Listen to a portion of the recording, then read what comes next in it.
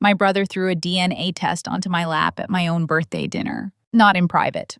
Not after everyone had gone home. Not in some quiet hallway where cruelty could at least pretend to have shame. He did it in the middle of Sterling Grove Country Club, under 3 crystal chandeliers, in front of 50 people who had spent the entire evening smiling at my family like we were something worth admiring. The little white box hit my black dress, bounced off my knee, and landed beside my untouched slice of birthday cake. For 1 second, nobody moved. Then Blake smiled. That was how I knew he had planned it. My brother stood at the head of the table in a charcoal suit that cost more than most people's monthly rent, one hand wrapped around a champagne glass, the other tucked into his pocket like he had just delivered a charming toast instead of a public execution. "Happy birthday, Evelyn, soul," he said, loud enough for every guest to hear.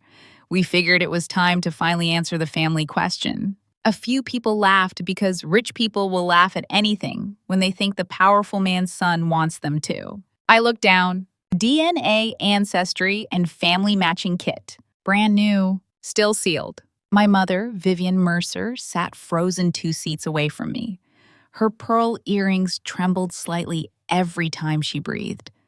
Her smile stayed on her face, but it had gone thin, brittle, painted on. My father, at least the man whose last name I had carried for 33 years, leaned back in his chair. Conrad Mercer, founder and CEO of Meridian Crest Realty, self-made millionaire, according to every magazine profile he paid to have written. Family man, according to every charity gala brochure my mother approved. He looked at the DNA kit, then at Blake, and gave a low chuckle. Not loud, not openly cruel, just enough to tell the room that what Blake had done was acceptable. Enough to tell me that I was alone. Blake lifted his glass higher. "Come on, Nick," he said.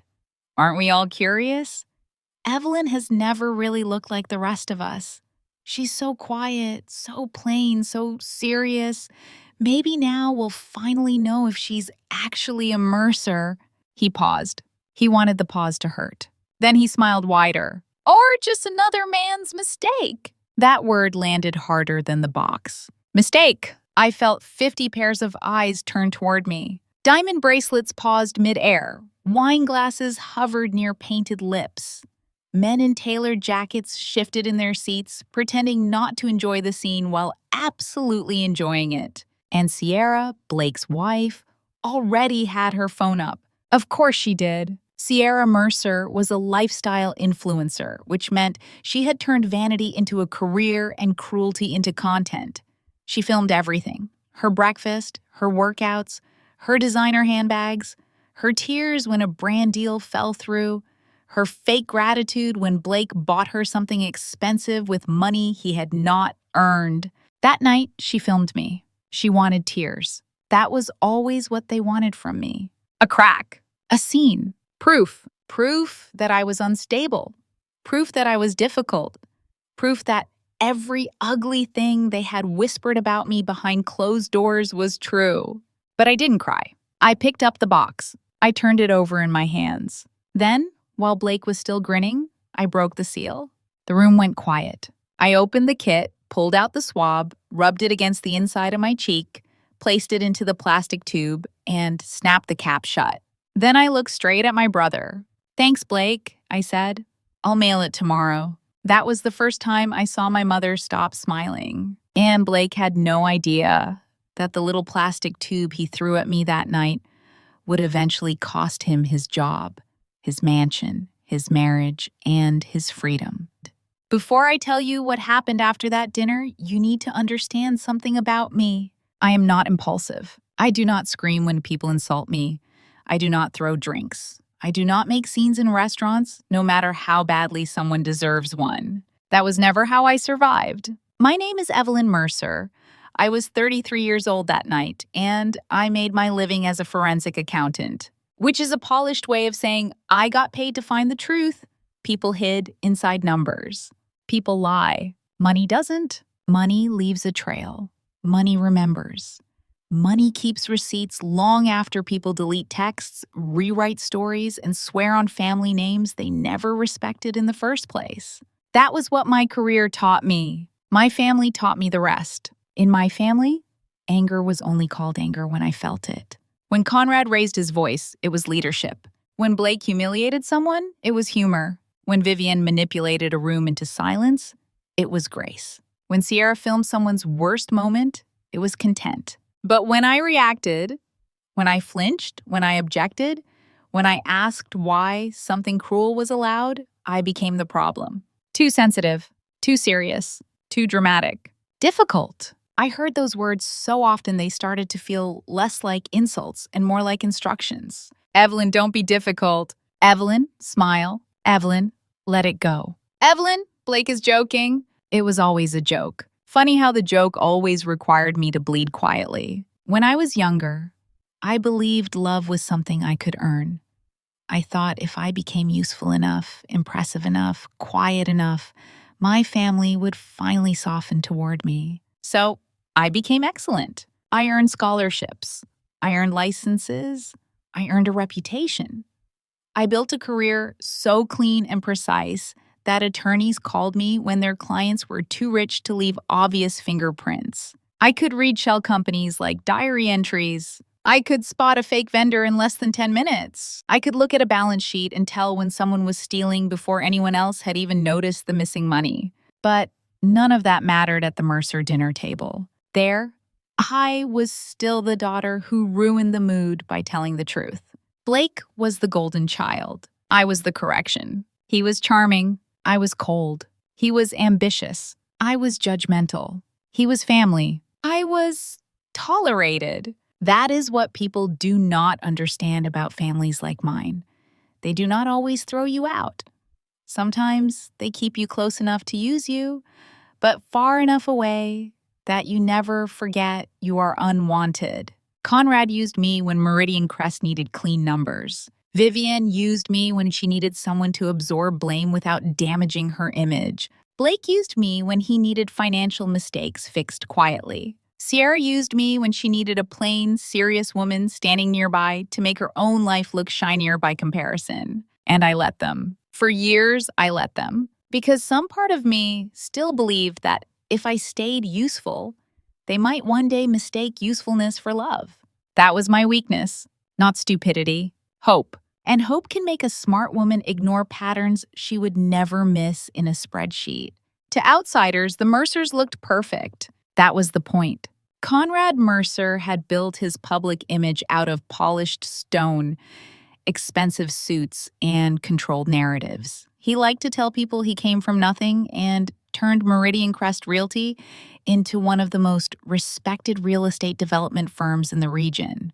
He told that story often, at investor dinners, at charity auctions, at country club luncheons, on podcasts hosted by men who said legacy every 12 seconds. He loved the phrase self-made. He said it with the confidence of a man who had repeated a lie so many times he no longer heard the hollow place inside it. My mother, Vivienne, was the kind of woman people described as elegant because they had never seen what she looked like when no one important was watching. She never raised her voice. She did not need to.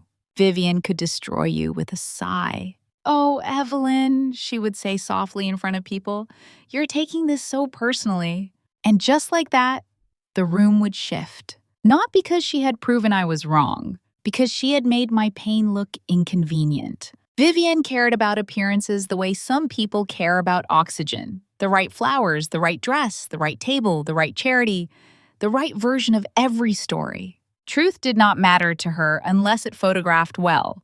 Then there was Blake, my older brother, the heir, the future of Meridian Crest, according to Conrad. The man who had been handed every advantage and still somehow expected applause for standing upright. Blake had the office with the skyline view, the vice president title, the corporate card, and the kind of confidence that only grows in people who have never been told no by anyone they feared. When Blake closed a deal, Conrad called him brilliant. When Blake lost a client, Conrad blamed the market. When Blake insulted an employee, Vivienne said he was under pressure. When Blake spent company money like a drunken prince, everyone looked at me and asked why I had not caught it sooner. In my family, Blake could set the house on fire, and they would ask me why I did not bring water fast enough.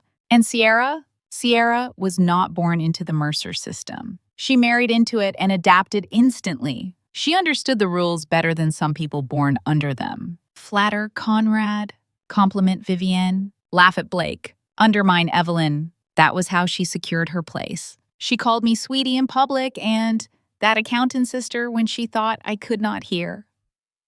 She posted videos about female empowerment while making fun of women who did not dress, spend, or perform femininity the way she did. Her phone was not an accessory. It was a weapon, and on my 33rd birthday, she held it like one. Sterling Grove Country Club was the kind of place that made wealth feel sacred. Everything was polished until it stopped looking real. The marble floors reflected the chandeliers. The chandeliers reflected the champagne glasses. The champagne glasses reflected faces that had been trained for decades not to show hunger, fear, envy, or truth. My birthday dinner was held in the private dining room at the back, the one with dark walnut walls, gold-framed landscapes, and floor-to-ceiling windows overlooking a golf course swallowed by darkness. There were white roses on every table. I hate white roses. Vivienne knew that. But white roses photographed beautifully, and that mattered more. In my family, even flowers had to serve the brand. I arrived 7 minutes early because being late would have become evidence. Evidence that I was ungrateful. Evidence that I wanted attention. Evidence that I could not even show up properly to a dinner my parents had generously hosted for me. I wore a simple black dress with long sleeves.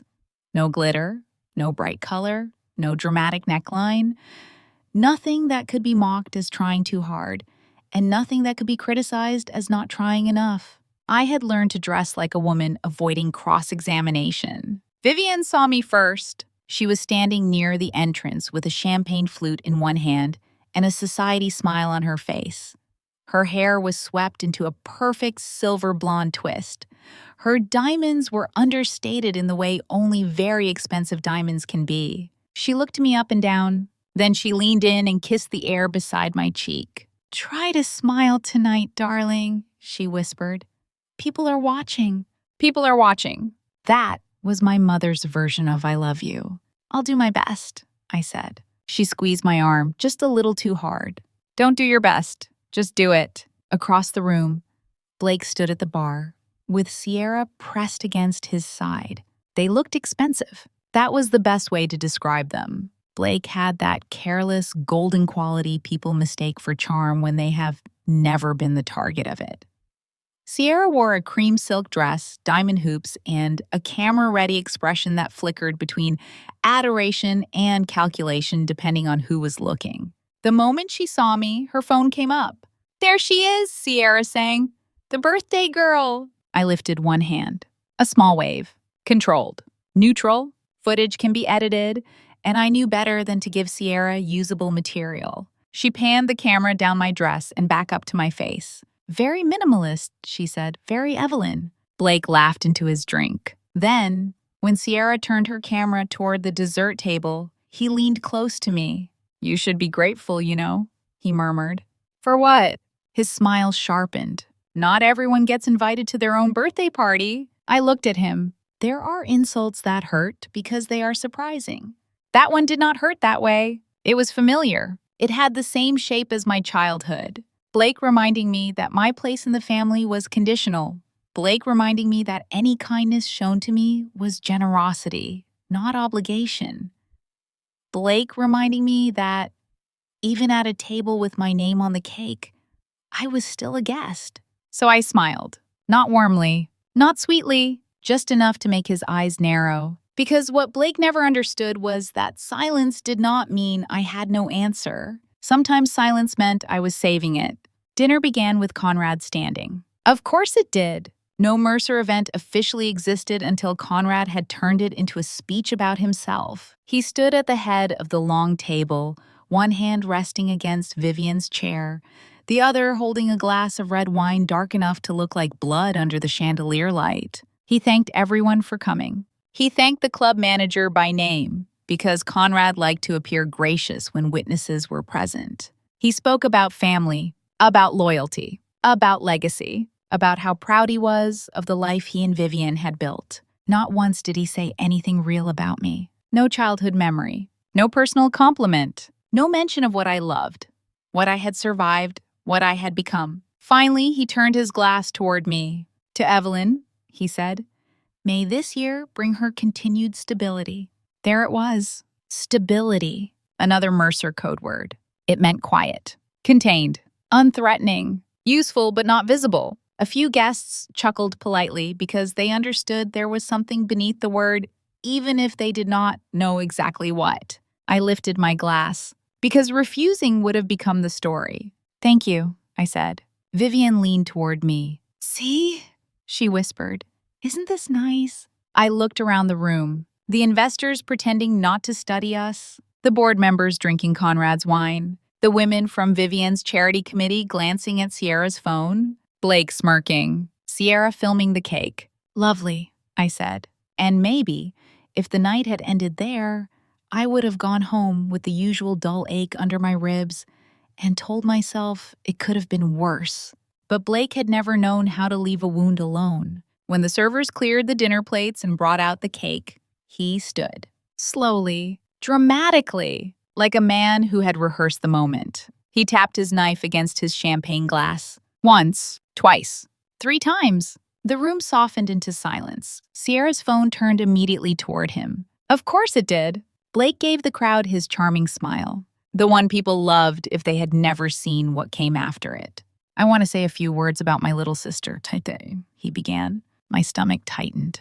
Not because I knew exactly what was coming, because I knew Blake, and I knew that tone. That was not affection. That was sport. Evelyn and I have always been different, he said. I think everyone knows that. A few guests smiled. I kept my hands folded in my lap. Blake looked at Conrad, then back at the room. I got Dad's charisma, he said. Mom's looks. Laughter. Polite at first, then louder when Conrad smiled. And Evelyn got... He paused, pretended to think, shrugged. Well, we've never really figured that part out. More laughter. Sharper now. Vivienne's smile twitched. Conrad did not stop him. That mattered. I need you to understand that. Conrad could have ended it with one sentence. Sit down, Blake. Not tonight. That is your sister. He said nothing, because humiliation was only inappropriate in my family when it happened to someone who mattered. Blake reached into his suit jacket. For one strange second, I thought he was taking out a card. A real birthday card. Maybe something thoughtless. Something bought by an assistant. Something signed with his name but not his attention. Still, normal enough to let the night survive. Instead, he pulled out a small white box. He held it up between 2 fingers. The room went still. This, he announced, is my gift. Then he tossed it across the table. Not handed, not placed, tossed. The DNA kit hit my lap, bounced off my knee, and landed beside my cake. Sierra made a tiny sound behind her phone. Not shock. Excitement? Blake looked delighted. I thought it was time, he said, for us to finally settle the family mystery. My pulse slowed. That is what happens to me under pressure. Some people panic. Some people shake. I go cold. What mystery? Asked a woman from Vivienne's charity board, smiling like she already knew she should not be smiling. Blake put a hand to his chest. Oh, come on, we've all wondered. No, we haven't, Vivienne said. But she said it too softly. So softly only the people nearest her heard. Blake ignored her. Evelyn doesn't look like Dad, he said. Doesn't act like Mom. Doesn't have the Mercer spark. Honestly, sometimes I wonder if she was switched at the hospital. A few guests laughed. He waited. Then his smile widened. Or maybe Mom just had better taste one weekend. The laugh that followed was uglier, nervous in some places, eager in others. Conrad's mouth curved like he was trying not to enjoy it. Vivienne stared at her plate. And I sat there with a DNA kit beside my birthday cake, while my brother performed my destruction as entertainment. Blake leaned both palms on the table. So, what do you say, Evelyn? Want to prove you're really one of us? Sierra stepped closer with the phone. I could see myself on her screen. My face pale, my black dress severe, The white box glowing under the chandelier like evidence in a courtroom. She wanted me to cry. Blake wanted me to shout. Conrad wanted me to embarrass myself. Vivienne wanted me to disappear quietly enough that nobody would ask why she looked terrified. For years, they had trained me for moments like that. Laugh it off, Evelyn. Don't ruin the night, Evelyn. Blake is joking, Evelyn. It was always just a joke. Funny how their jokes always required an audience and a victim. I picked up the box. The room held its breath. Blake's eyebrows lifted, like he thought I might throw it back at him. I didn't. I turned it over and read the label. DNA, ancestry, and family matching kit. Simple instructions. Sterile swab. Collection tube. Prepaid return envelope. I broke the seal. A small sound moved through the room. Vivienne's head snapped up. Evelyn, she said. Just my name. Nothing else. But there was fear inside it. That was the first honest thing I had heard from my mother all night. I opened the box slowly. I removed the swab. Blake's smile began to weaken. What are you doing? He asked, still trying to laugh. I looked at him. What you asked. Then I rubbed the swab against the inside of my cheek. Left side. Right side. Slow and careful. For the camera. For the guests. For my mother. I placed the swab into the tube, snapped the cap shut, and set it upright beside my champagne glass.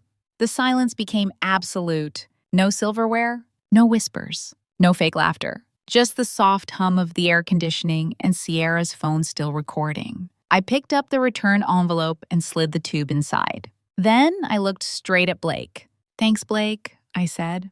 I'll mail it tomorrow. His face changed, only for a second. But I saw it. The amusement flickered. The confidence cracked. Because bullies understand tears. They understand anger. They understand shame. What they do not understand is obedience without fear. Conrad finally sat forward. Evelyn, he said low and warning. That almost made me laugh. I was not the one who brought a DNA test to dinner. I was not the one who accused my mother of cheating in front of 50 guests. I was not the one who turned blood into entertainment. But somehow, I was still expected to protect everyone from the consequences. Blake cleared his throat. Relax, he said. It was a joke. There it was. The family anthem. I smiled at him. Then you'll enjoy the punchline. Vivienne reached for her water glass and missed it. After that, the dinner did not recover. People tried to pretend it did. That is what wealthy people do when cruelty becomes inconvenient. They reach for their glasses, adjust their napkins, compliment the cake, and behave as if nobody just watched a woman get skinned alive under chandelier light. The servers brought coffee. No one touched it. Sierra finally lowered her phone, probably because even she understood the footage had stopped making her look glamorous. Blake drank too fast. Vivienne kept staring at the sealed DNA envelope beside my plate like it was a loaded gun. Conrad's jaw worked silently, the way it always did when reality refused to follow his instructions. The retired judge at the far end of the table started talking loudly about golf. One of Vivienne's friends asked if anyone had tried the raspberry filling. A board member from Meridian Crest suddenly remembered an early morning meeting. One by one, people began building little bridges of polite conversation over the hole Blake had opened in the room. But I did not help them. I sat quietly. I let the discomfort breathe. That was something my family had never allowed me to do before. They always made me rush in and clean up the mess, smooth the silence, laugh at the insult, reassure the guests, protect the image. Not that night. That night, I let the silence do what truth does when no one buries it fast enough. I let it stink. When the bill came, the server placed the leather folder beside Conrad. Conrad opened it, glanced at the total, then closed it again. For a moment, I thought he would pay, not because he was generous, because he was proud. Conrad liked paying when people were watching. It reinforced the mythology. The provider, the patriarch, the man with the black card and the steady hand. But that night, he slid the folder across the table to me. You made everyone uncomfortable, he said quietly. The least you can do is take care of dinner. There it was again. The reversal. Blake humiliated me. I made people uncomfortable. Sierra filmed me. I caused the scene. Conrad allowed it. I ruined the atmosphere. I looked at the bill. Thousands of dollars. My own birthday dinner. My own public humiliation. Now my own punishment. I did not argue. Arguing would have fed them. I opened my purse, took out my black metal card, and placed it inside the folder. Conrad's eyes paused on it. So did Blake's. That card was not supposed to exist in their version of me. In their minds, I was the lonely accountant in the modest apartment, the serious woman who counted other people's money because she had none of her own. They knew I was competent. They did not know I was wealthy. Not Mercer wealthy. Not Chandelier and Country Club wealthy. But disciplined wealthy. Quiet wealthy. The kind of wealth you build when you do not trust anyone enough to depend on them. The server returned with the receipt. I added a generous tip. Then I stood. Vivienne looked up at me. "Evelyn," she said again. This time her voice was smaller. I picked up the DNA envelope. Blake tried to smile, but his mouth did not cooperate. Sierra opened her lips like she had something sharp ready. I looked at her phone. She closed her mouth. Then I walked out of Sterling Grove Country Club without saying goodbye. The night air outside was cold enough to sting. For a few seconds, I stood under the covered entrance and listened to the muffled sound of laughter behind the doors. The party continued without me. Of course it did. That was the Mercer family talent. They could bleed someone dry and still make it to dessert. The valet brought my car around. I tipped him in cash, slid behind the wheel, and placed the DNA kit on the passenger seat. It looked harmless there. Small, white, ordinary. A plastic tube inside a prepaid envelope. Nothing dramatic. Nothing that looked capable of detonating a family. But I had spent my entire adult life investigating fraud. I knew the most dangerous evidence rarely looked dangerous at first. A receipt, a timestamp, a signature, a transfer memo, a tiny plastic tube. I drove home without turning on music. My apartment was quiet when I walked in. Clean, controlled, mine. No chandeliers. No fake roses. No one telling me to smile because people were watching. I set my purse on the counter, took off my heels, and placed the DNA kit in the center of my kitchen table. Then I stood there and stared at it. I should have felt vindicated. I should have felt proud. Instead, I felt something colder. Because I could still hear Vivienne's voice. Evelyn, not angry, afraid. At 11:43 p.m., my phone buzzed. A text from my mother. "Don't actually mail that test," Blake was joking. I read it once, then again, then a third time. 5 words mattered. "Don't actually mail that test." Not, "I'm sorry." Not, "Your brother was cruel." Not, "You didn't deserve that." Don't actually mail that test. I sat down slowly. For most of my life, I had believed the central wound in my family was that they did not love me enough. That night, for the first time, I wondered if the truth was worse. Maybe they had never loved me freely because loving me came too close to admitting something. Maybe the distance had not started with my personality. Maybe the resentment had not started with my seriousness. Maybe I had spent 33 years being punished for a secret I did not even know I was carrying. I looked at the DNA kit, then at my mother's text, then back at the kit. Blake had meant to humiliate me. He thought he had handed me proof that I did not belong. But as I sat alone in my kitchen, with my birthday makeup still on and my family's laughter still echoing in my head, I understood something that made my hands go still. My mother was not embarrassed. She was afraid. And fear, unlike love, always has a reason. Meridian Crest Realty looked honest from the outside. That was the first warning sign. The headquarters sat on the 26th floor of a glass tower downtown, with the company name mounted behind the reception desk in brushed gold letters. The lobby smelled like orchids, lemon polish, and money that wanted witnesses. There was marble on the floor, glass walls around every conference room, a wall-sized photograph of one of Conrad's luxury developments hanging behind reception. Perfectly lit, perfectly framed, perfectly empty of the construction workers who had actually built it. People walked through that office like they were part of something powerful. Analysts in tailored shirts, assistants carrying tablets, junior brokers laughing too loudly near the espresso machine. executives moving in and out of conference rooms with leather portfolios tucked under their arms, speaking in low voices about acquisitions, zoning, tax credits, and legacy. Legacy. Conrad loved that word. He used it the way other men used cologne, too much and always before entering a room. He told everyone Meridian Crest was built from discipline, sacrifice, and vision.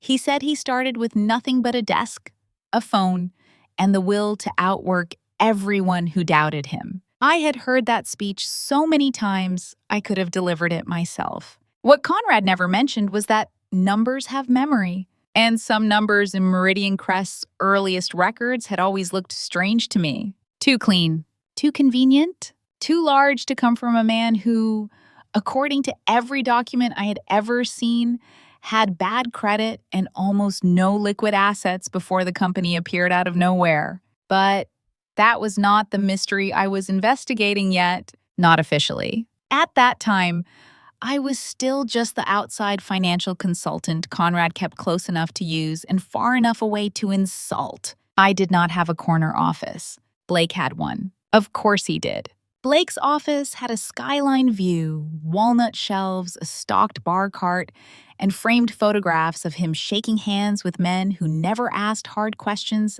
as long as the returns looked good. My office was a converted storage room near the server closet. No window, no assistant, no art, one desk, two monitors, a filing cabinet, and the constant low hum of machinery behind the wall. Conrad once apologized for the space in front of another executive. "Evelyn doesn't mind," he said. "She likes being tucked away with her spreadsheets." He had meant it as a joke. People laughed. I smiled. But the truth was, I did like that room. Not because it was small, because no one noticed what I could see from there. People forget about quiet rooms.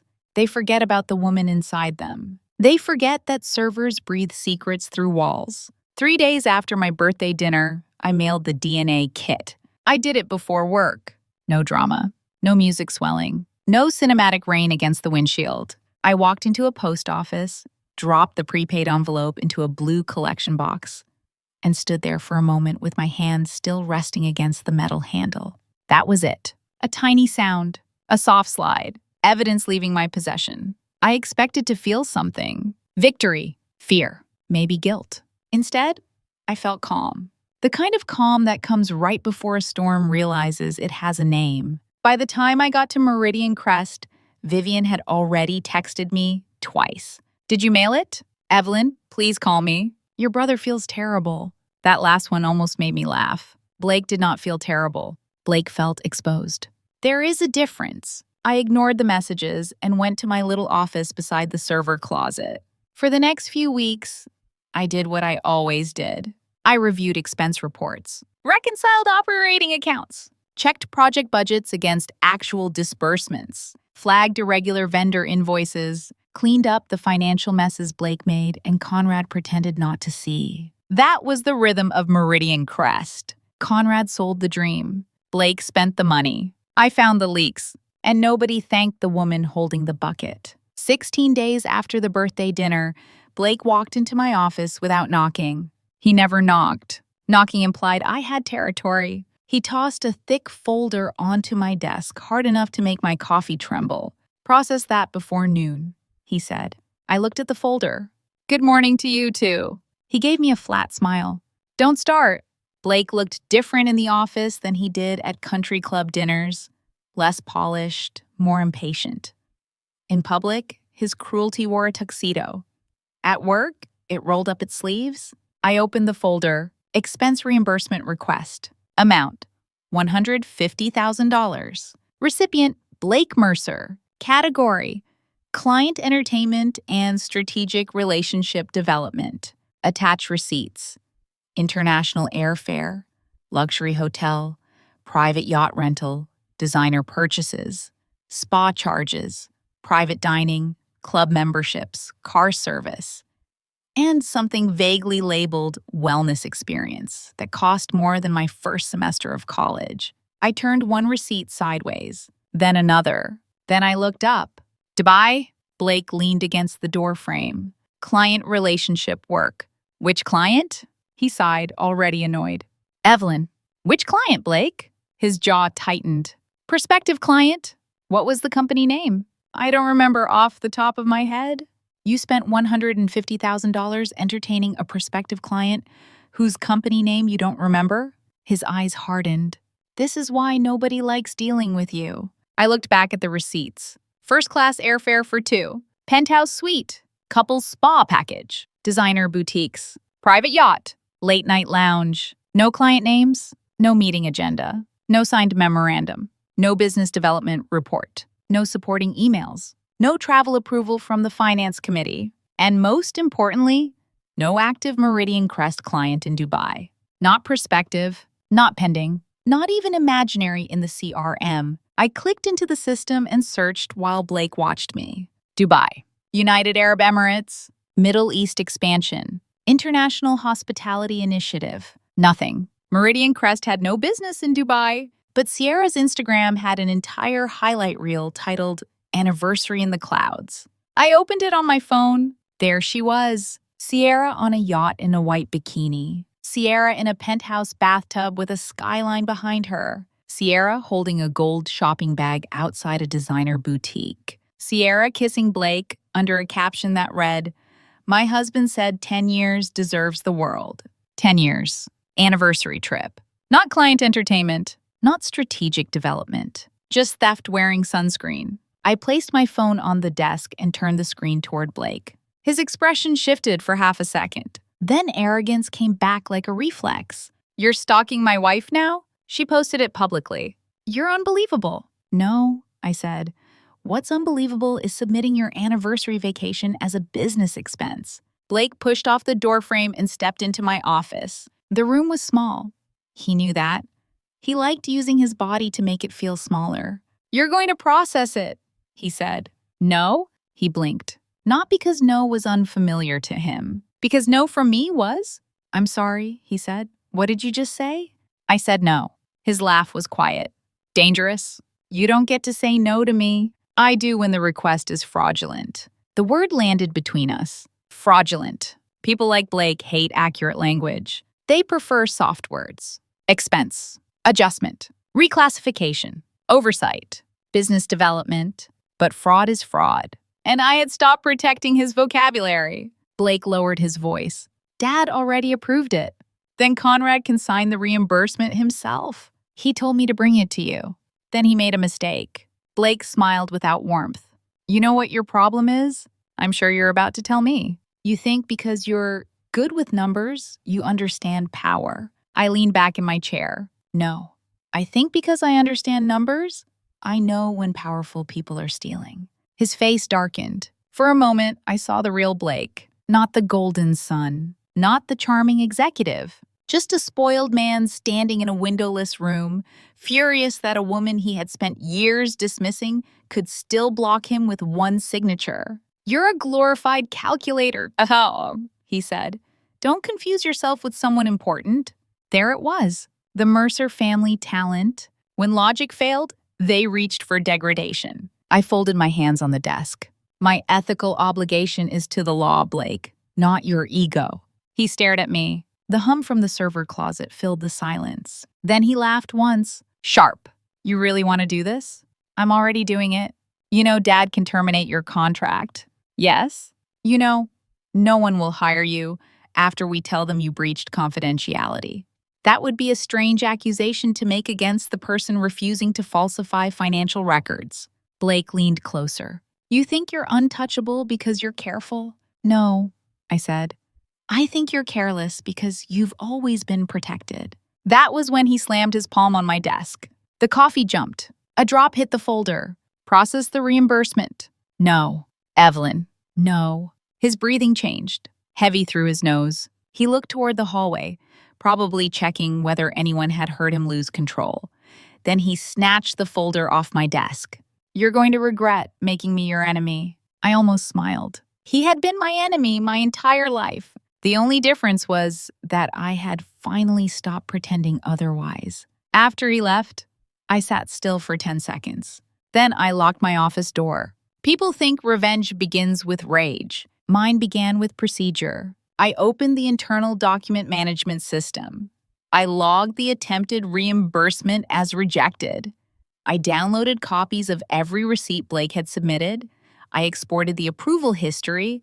I captured screenshots of the missing client record. I saved Sierra's public Instagram posts with timestamps, captions, metadata, and URLs. Then I pulled a small encrypted USB drive from the side pocket of my bag. I had not brought it because of Blake. Not originally. I brought it because forensic accountants do not trust systems controlled by men like Conrad Mercer. I plugged it in. A folder appeared. I created a new directory, Project Karma. I stared at the name for a moment. It was dramatic, maybe even childish, but I kept it because for 33 years, my family had called consequences cruelty whenever those consequences touched them. Project Karma was not revenge. Not yet. It was memory. I copied the Dubai receipts, the fake business purpose, the missing client records, the travel logs, the approval metadata. Then I started looking deeper. That is the thing about one lie. It almost never lives alone. Fraud has habits. A thief develops rhythm. Favorite vendors, favorite amounts, favorite timing, favorite excuses.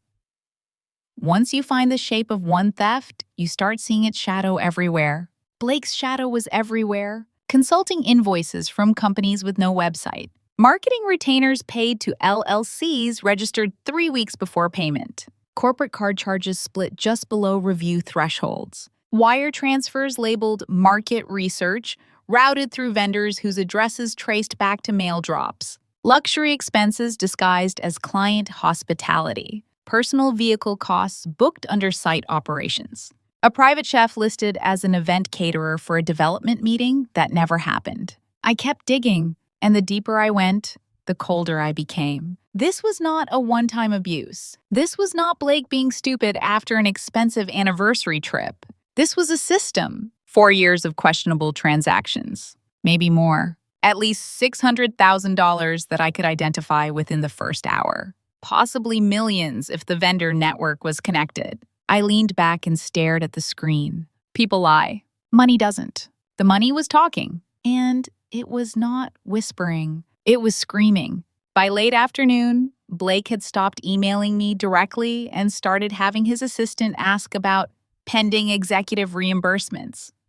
Conrad's office called once. I let it go to voicemail. At 5:18 p.m., Conrad himself appeared in my doorway. He did knock, not out of respect. Out of performance. Evelyn, he said. A word? I removed the USB drive from my computer before I turned around. What can I do for you? Conrad's eyes moved over my desk. Folder, coffee cup, keyboard, face. He was not looking for clutter. He was looking for defiance. Blake tells me you're refusing to process an approved reimbursement. I'm refusing to certify a personal vacation as a business expense. Conrad closed the door behind him. That was his first mistake. Men like Conrad believe closed doors give them power. They forget closed doors also remove witnesses. He was meeting with potential investors. No, he wasn't. You don't know that. I checked it. His expression tightened. Your job is not to challenge executive strategy. My job is to ensure financial records are accurate. Your job is whatever Meridian Crest pays you to do. No, I said quietly. That is where Blake gets confused too. Conrad stared at me like I had spoken in another language. I continued. You hired me as an independent financial consultant. I am licensed. I am bound by professional standards. If I knowingly process false records, I become part of the misconduct. Misconduct, he repeated. Yes, be careful with that word. I am. The room seemed smaller with him in it. Conrad had always had a talent for making silence feel like a threat. But I had spent years sitting across from fraudsters and depositions. Men who smiled too much, women who cried on cue, executives who swore they had no idea their signatures appeared on documents they had personally approved. Conrad did not scare me the way he used to. That realization surprised me. Maybe the DNA kit had changed something before the results even arrived. Maybe mailing it had shifted the weight inside my chest. Maybe once you stop begging a family to love you, their disapproval becomes less impressive. Conrad lowered his voice. Blake is the future of this company. Then the company has a problem. His jaw flexed. You always resented him. I always cleaned up after him. You were given opportunities most people would be grateful for. I was given work no one else wanted because I made the lies look legal. That was the first time I saw Conrad's control slip. Just slightly. A blink. A stillness. A warning. You are tired, he said. Go home. We'll discuss this when you're less emotional. There it was. The second family anthem. Emotional. When a woman has evidence, call it emotion. When she has logic, call it resentment. When she has boundaries, call it instability. I looked at him and said nothing. He hated that more than any argument. Finally, Conrad opened the door. Do not make this bigger than it needs to be. I watched him leave. Then I turned back to my computer and made it bigger. For the next 6 weeks, I lived 2 lives. By day, I was Evelyn Mercer, the quiet forensic accountant in the windowless office beside the server closet. I reviewed budgets, answered emails, rejected suspicious payments with professional language, sat in meetings where Blake avoided eye contact, and Conrad spoke to me like a misbehaving employee. By night, I became something else. I became a historian of Mercer corruption. I built Project Karma one document at a time. Dubai receipts, fake vendor invoices, offshore transfers, corporate card statements, approval logs, payroll irregularities, shell company filings, emails with missing attachments, PDFs with metadata that did not match the dates printed on the documents. I mapped vendors. I traced addresses. I compared signatures. I found invoice numbers reused across unrelated entities. I found transfers that left Meridian Crest on Fridays and returned through consulting contracts on Mondays. I found Blake's fingerprints everywhere. Not literal fingerprints. Better.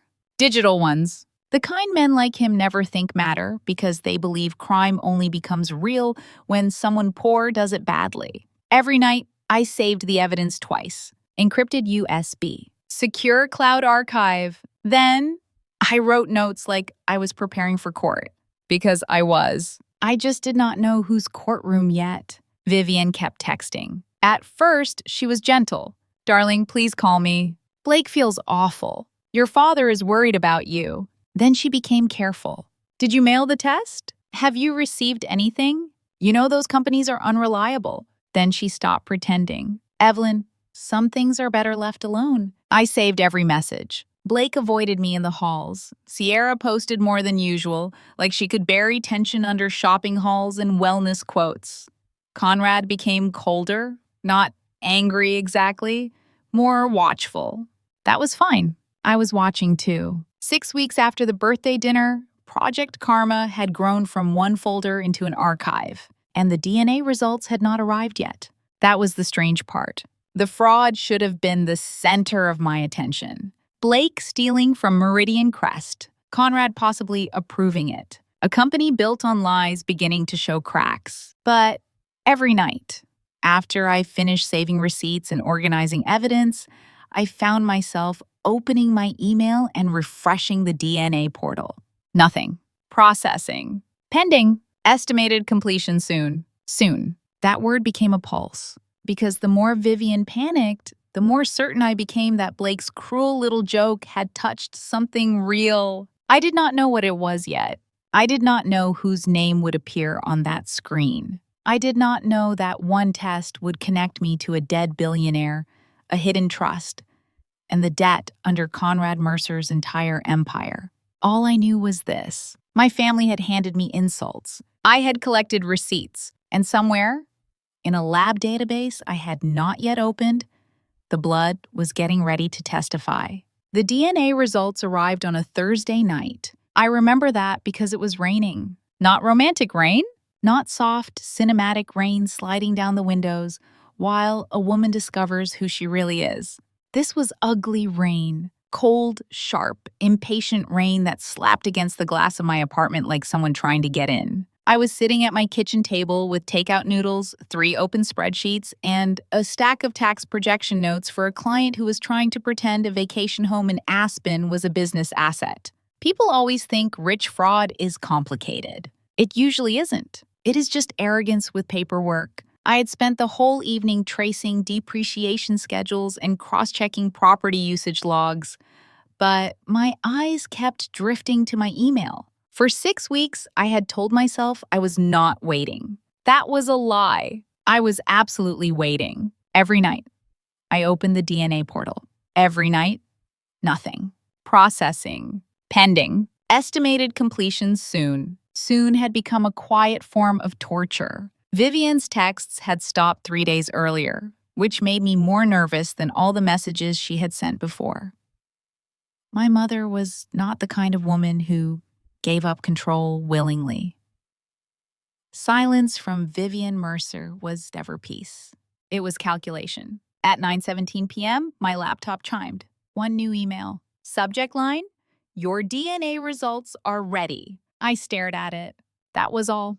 Just 6 words. No thunder, no dramatic music, no warning that my entire life was about to split into before and after. I wiped my hands on a napkin, even though they were not dirty.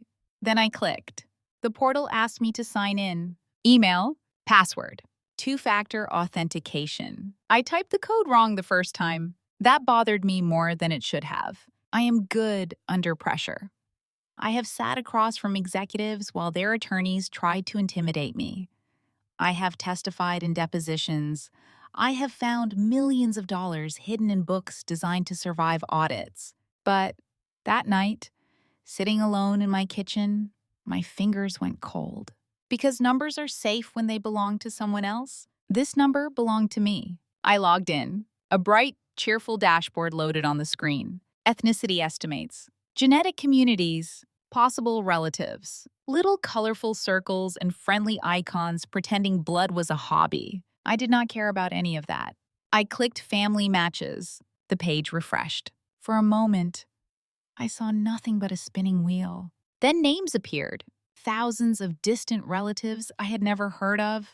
4th cousins, 3rd cousins, possible 2nd cousins, predicted relationships, shared centimorgans, percent DNA shared. My eyes moved quickly, trained by years of scanning financial records for the one line that did not belong. Then I saw her. Vivienne Mercer, parent/child. Shared DNA 50%. I breathed out. Of course, that was expected. That was not the answer. I searched for Conrad. I typed Mercer. Nothing. I typed Conrad Mercer. Nothing. I checked alternate spellings. Conrad M. C. Mercer. Mercer family. Nothing. I refreshed. Still nothing. I told myself there were explanations. Maybe Conrad had never taken a test. Maybe the database did not include him. Maybe privacy settings. Maybe an opt-out. Maybe. But there should have been relatives from his side. Mercer cousins. Paternal matches. Shared blood tied to the family whose name I had carried my entire life. There were none. Not low matches. Not distant matches. None. I sat back slowly. The rain struck the window harder. I could hear my own breathing. Then I clicked into the parental inheritance tool. Maternal side. Vivienne. Clear. Paternal side. Unknown. Unknown. That word looked small on the screen. It did not feel small. It felt like a hand reaching back through 33 years and pulling the floor out from under me. Conrad Mercer was not my father. I did not cry. Not at first. Shock does not always arrive as sobbing. Sometimes it arrives as stillness so complete your body forgets what it is supposed to do. I just sat there, hands flat on the table, laptop glowing in front of me, rain hitting the windows, takeout going cold. And all I could think was, he knew. Not the facts, not yet, but something in me understood before I could prove it. Conrad had known, or at least suspected. That was why he never looked at me the way he looked at Blake. That was why every achievement of mine irritated him instead of pleasing him. That was why he treated my existence like an unpaid debt. The worst part was not finding out Conrad was not my father. The worst part was realizing I had spent my entire life being punished for a secret I did not even know I carried. I thought of every dinner where Blake got praise for breathing while I got criticized for speaking. Every birthday where my gifts felt like obligations. Every time Conrad looked at me with that tight, cold disappointment, as if my face reminded him of something he hated. Every time Vivienne told me to be quiet. Every time I wondered what was wrong with me. Nothing was wrong with me. Something was hidden from me. There is a difference. I leaned forward again and opened the closest paternal match. The top name was not a person. It was an entity. Estate of Nathaniel Ashford. Managed profile. Predicted relationship. Parent/child. Shared DNA, 50%. I read it once. Then again, estate. Not Nathaniel Ashford. Estate of Nathaniel Ashford. Dead. My biological father was dead. I did not know how long I stared at that screen. Long enough for my laptop to dim. Long enough for my noodles to turn into a cold block in the container. Long enough for the rain to slow. Then my training took over. Emotion makes mistakes. Data doesn't. I opened a new browser tab and typed the name. Nathaniel Ashford. The search results loaded immediately. Real estate magnate. Philanthropist. Founder of Ashford Global Properties. Private investor. Billionaire developer. Dead at 71. No surviving spouse. No publicly acknowledged children. I clicked through article after article. Old interviews. Business profiles. Obituaries. Photographs from charity galas. A younger Nathaniel standing in front of a glass tower with his hand in his pocket, smiling slightly like he knew something the photographer did not. An older Nathaniel cutting a ribbon at a hospital wing. Nathaniel beside governors, mayors, university presidents, museum trustees, powerful people orbiting him like he was gravity. I enlarged one photograph, then another, and there it was. Not dramatic, not identical, but undeniable. The shape of the eyes, the line of the mouth, the angle of the cheekbones I had spent my whole life thinking looked like no one's. I looked like him. Not like Conrad, not like Blake, not like the Mercer portraits hanging in Conrad's office hallway. Him, a dead man I had never met. A billionaire stranger whose blood had been living under my skin for 33 years, while I apologized for not fitting into the wrong family. My chest tightened. For one wild second, I wanted to laugh. Not because it was funny, because reality had become too large to process quietly. Blake had thrown that DNA kit at me to prove I was less than a Mercer. Instead, he had connected me to Nathaniel Ashford, a man Conrad had probably envied. A man whose name carried more weight in real estate than Conrad's ever had. A man whose shadow was larger than the entire Mercer family brand. But joy did not come. Not then. People imagined discoveries like that as transformations. Music swelling. A woman realizing she is secretly important. Vindication wrapped in gold. That is not what it felt like. It felt like grief. Because if Nathaniel Ashford was my father, then I had lost him before I ever knew I had him. Because if he knew about me, he had not raised me. And if he did not know about me, then someone had stolen both of us from each other. Either way, I had spent my childhood starving beside a locked door, only to discover there had once been another house with my name on it. I clicked through Nathaniel's obituary. He had died 18 months earlier. A private funeral. No wife. No children. Estate matters handled quietly. Charitable commitments continued through a trust structure. I read that sentence several times. Trust structure. Interesting. Rich men who die without heirs do not leave simple estates. They leave architecture, trusts, foundations, holding companies, directed assets, silent instructions. And Nathaniel Ashford had been a man who understood structure. So I opened databases I had access to through work, corporate records, SEC filings, property transfers, litigation indexes, old employment archives, archived business journals. I told myself I was not spiraling. I was investigating. There is comfort in investigation. Pain becomes less overwhelming when you can turn it into a timeline. So I built one. 35 years ago, Vivienne was not Evelyn Mercer yet. She was Vivienne Vale, 24 years old, graduate of a private women's college, polished, ambitious. From a family with more manners than money, she appeared in an archive staff directory for Ashford Global Properties. Executive assistant to Nathaniel Ashford. I stopped breathing for a moment. There it was.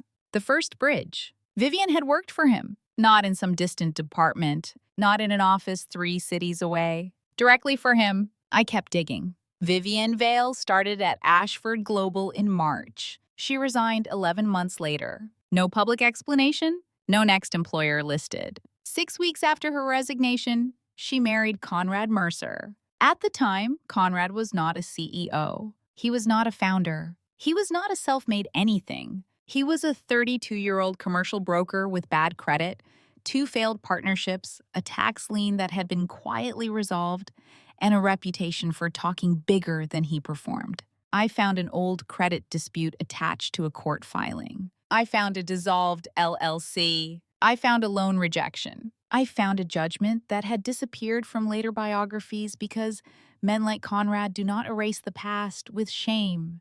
They erase it with money. Then, less than 3 months after marrying Vivienne, Conrad filed incorporation papers for Meridian Crest Realty.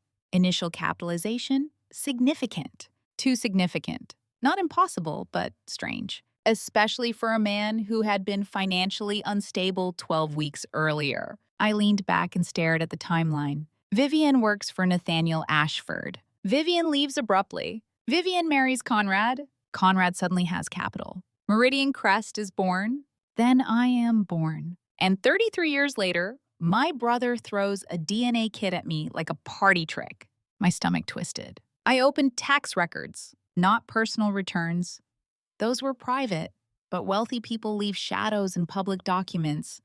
Property purchases, trust references, charitable disclosures, old litigation attachments, business registrations. I searched Vivienne Vale, Evelyn Mercer, Conrad Mercer, Ashford Global, Consulting, NDA, Settlement, Offshore. At 1:12 a.m., I found it. Not the whole truth, not yet, but enough. A tax declaration attached to an old civil filing involving an offshore holding entity named Bellwether Advisory Limited. Payment recipient, Vivienne Vale. Amount, $2 million.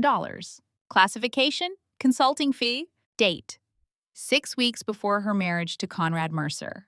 Originating entity, tied through 2 layers of holding companies to Ashford Global Properties.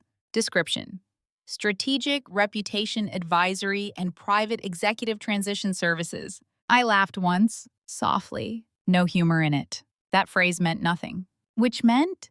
It meant exactly what someone had paid attorneys to make it mean. Strategic, reputation, advisory. Private executive transition services. A $2 million sentence wearing a suit. I downloaded the filing. Saved it. Then saved it again. Project Karma had started as a fraud archive about Blake. Now I created a second folder, Ashford. Inside it, I placed the DNA screenshots, the paternal match, Nathaniel's obituary, Vivienne's employment record, Conrad's pre-marriage financial problems, the incorporation papers for Meridian Crest, the Bellwether payment, $2 million. I sat at my kitchen table until after 2 in the morning, building the timeline again and again. The shape of it became impossible to ignore. Vivienne had worked for Nathaniel Ashford. She had become pregnant. Something happened.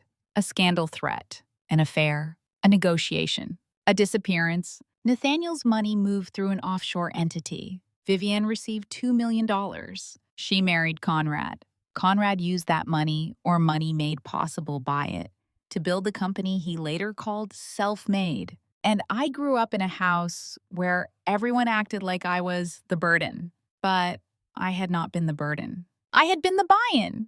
That realization did something to me. Not loudly, not all at once, but something inside me shifted permanently. For 33 years, Conrad Mercer had looked at me like I owed him gratitude for tolerating my existence. But the math said otherwise. The math said my existence had financed his reinvention. The math said the company he used to belittle me might have been born from money paid to erase me. The math said Blake's vice president title, Sierra's handbags, Vivienne's charity committees, Conrad's country club speeches, all of it, every polished inch of Mercer's superiority, might have been built on the price of my disappearance. People lie. Money doesn't. And money had just told me my family's origin story. I closed my laptop at 2:47 a.m. Then I sat in the dark. I thought about calling Vivienne. I imagined her answering in that soft, controlled voice. Evelyn, darling, it is very late. I imagined saying Nathaniel Ashford. I imagined the silence that would follow. I imagined asking her how much my childhood was worth. $2 million? Was that the number? Was that what she took to let Conrad raise another man's child with resentment instead of honesty? Was that what she accepted to disappear from Nathaniel's life? Was that what she spent while telling me I should be grateful? My hand moved toward my phone, then stopped. Number? Emotion makes mistakes. Data doesn't. Vivienne had lived with this secret for 33 years. Conrad had built an empire on whatever arrangement came after it.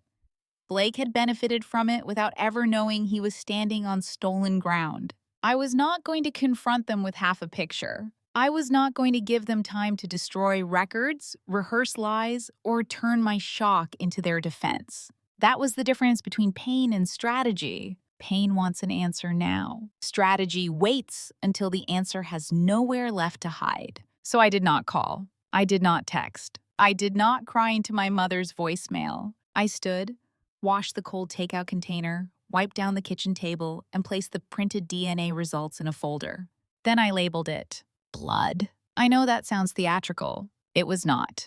It was accurate. Because there were two investigations now: money and blood.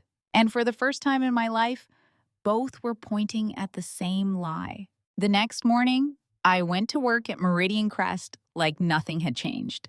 That was one of the most difficult things I have ever done. I put on a gray suit. I tied my hair back. I made coffee. I answered emails. I walked into the glass tower where Conrad's name gleamed in brushed gold, and Blake's assistant smiled nervously when I passed. Everything looked the same. That was what made it obscene. The same marble, the same orchids, the same skyline view behind Blake's office, the same portrait of Conrad in the lobby, arms crossed, chin lifted, pretending the building existed because of his brilliance. I looked at that photograph and almost stopped walking. Self-made. That word felt different now. Not just arrogant, fraudulent. I passed Conrad in the hallway at 9:04 a.m. He was speaking to two investors, smiling that controlled patriarch smile. When he saw me, his expression cooled.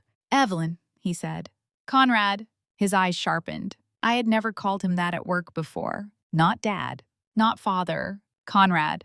The investors did not notice. He did. For 1 second, something passed between us. Not knowledge. Suspicion. Then he smiled again and turned back to the investors. I kept walking. In my office, I closed the door and opened Project Karma. Blake's fraud was growing, but now I understood something larger. Blake was not the disease. He was the symptom. A man like Blake does not become entitled by accident. He becomes entitled because a family system teaches him that truth is flexible, women are useful, money is private, and consequences are for other people. Conrad had taught him that. Vivienne had protected it. Sierra had monetized it. And I had documented it. By noon, I found another old record connecting Bellwether Advisory to a now-dissolved financing structure that had touched Meridian Crest's first commercial acquisition. Not proof yet, but a thread. I saved it. At 3:36 p.m., Vivienne texted me. "Have you received your results?" I stared at the message. For the first time in my life, I could feel the power shift. Not because I had money. Not yet. Not because I had legal control. Not yet. But because I had information. And in families built on lies, information is the first form of freedom. I typed 3 words. "Yes, I have." Then I deleted them. Too much. Too soon. Instead, I wrote, "Busy today." She replied almost immediately. "We should talk." I looked at the screen. Then I placed the phone face down on my desk. "No, Mother, not yet." That evening, I drove home under a sky bruised purple with storm clouds. I thought about Nathaniel Ashford the whole way. Had he known about me? Had he wanted me? Had he paid Vivienne to leave? Or had Vivienne taken the money and vanished? Had Conrad known from the beginning? Had he agreed to raise me because $2 million made my existence profitable? Or had he discovered the truth later and punished me for it one cold look at a time? Every possible answer hurt. That was the thing about the truth. People act like it heals automatically. It does not. Sometimes the truth cuts you open first. Healing comes later, if you survive the bleeding. When I got home, I opened Nathaniel's photograph again. The one from the hospital ribbon cutting. He looked older in it. Silver hair, dark suit, one hand resting on a pair of oversized ceremonial scissors, a crowd behind him applauding. I zoomed in on his face, and for the first time, I let myself say it. My father. The words felt strange, heavy, almost forbidden. Conrad had been the man in the house, the man at the table, the man whose approval I had chased like a starving child. But Nathaniel Ashford was my blood, a dead stranger, a missing origin, a question with a face. I printed his photograph and placed it beside the DNA results. Then I opened Project Karma again, because grief could wait. Not forever, but for now. There were still records to gather, still signatures to trace, still lies to corner. Blake thought the DNA kit was his joke. Vivienne thought silence could still save her. Conrad thought power belonged to whoever controlled the room. They were all wrong. Power belongs to whoever controls the proof. And by the end of that night, I had enough proof to know one thing with absolute certainty. Conrad Mercer had not built Meridian Crest from nothing. He had built it from a secret. And I was that secret. 3 days after I found out Conrad Mercer was not my father, Sierra sent me a photo of her wrist. That sounds harmless. It was not. By then, I had started measuring my life in 2 categories. Before the DNA results, after the DNA results. Before, Meridian Crest had been the company where my family tolerated me because I was useful. After, it became a crime scene with glass walls and espresso machines. Every hallway looked different to me now. Every framed award, every press clipping, every photograph of Conrad smiling beside mayors, bankers, developers, and charity chairs. I could not walk past the company logo without thinking, $2 million.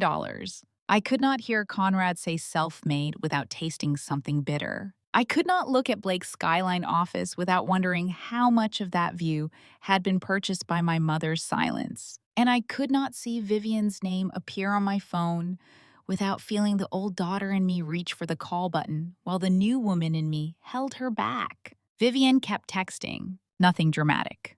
That was her style. Soft pressure. Careful concern. Messages that looked loving until you read them twice. Evelyn, darling, I know this has been a confusing time. Please do not let outside companies convince you of things they cannot understand. Family history is complicated. Your father's under a lot of stress. Your father. She still used that word, as if language could keep a lie alive. I did not answer. Not because I had nothing to say, because I had too much. And too much truth delivered too early becomes a warning. I was not ready to warn them. I was ready to document them. Project Karma had become my second heartbeat. Every morning, I went to Meridian Crest, sat in my windowless office beside the server closet, and performed normalcy so well that people mistook it for obedience. I answered emails. I reviewed budgets. I attended meetings. I rejected questionable payments in language so professional it almost sounded boring. Payment cannot be processed without supporting documentation. Vendor verification required prior to release. Expense classification inconsistent with company policy. Please provide business purpose and client identification. Clean words, sharp edges. Blake hated them. For 2 weeks after the Dubai reimbursement incident, he avoided my office. He still swaggered through the halls, still laughed too loudly near the executive conference room, still acted like the building owed him oxygen. But when he passed my door, he did not look inside. That told me something. Blake was angry, but he was also nervous. Entitled men get very quiet when they sense a woman has stopped being afraid of them. Then Sierra made the mistake. It was a Wednesday afternoon. I was reviewing payroll allocations for 3 active development projects when my phone buzzed. A message from Sierra, not in the family group chat, directly to me. That alone was suspicious. Sierra only contacted me directly when she wanted something, wanted to insult me privately, or wanted to create a record that made her look kind later. I opened the message. It was a photo. Her wrist rested against a white marble countertop. On it was a diamond watch so bright it looked almost vulgar. Round face, diamond bezel, diamond bracelet, mother of pearl dial. the kind of watch designed for women who wanted people to know they did not check prices. Below the photo, Sierra had written, "Blake surprised me because he had an amazing quarter at work. I guess some husbands know how to reward success. Hope your spreadsheets are keeping you warm, Evie." Evie? I hated when she called me that. No one who loved me called me Evie. Only people who wanted to make me smaller. I stared at the watch, then at the message, then back at the watch. A younger version of me might have felt humiliated. That was what Sierra wanted. She wanted me to imagine her closet, her marble counters, her diamonds, her husband, her soft, expensive life. She wanted me to feel poor, plain, unwanted. But forensic accounting changes how envy works. You do not look at a $50,000 watch and think, "I wish I had that."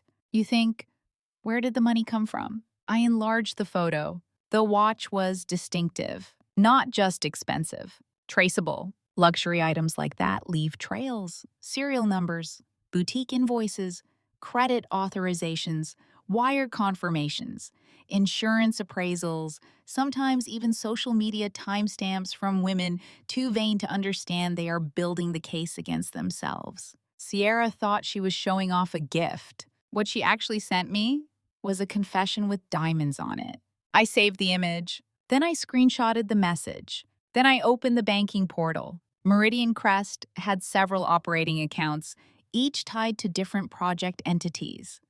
I did not have authority to move money, but I had access to review transaction activity because Conrad trusted my competence more than he trusted my importance. That was another mistake. Men like Conrad often underestimate the person they rely on most. I searched recent transfers. Luxury. Jeweler.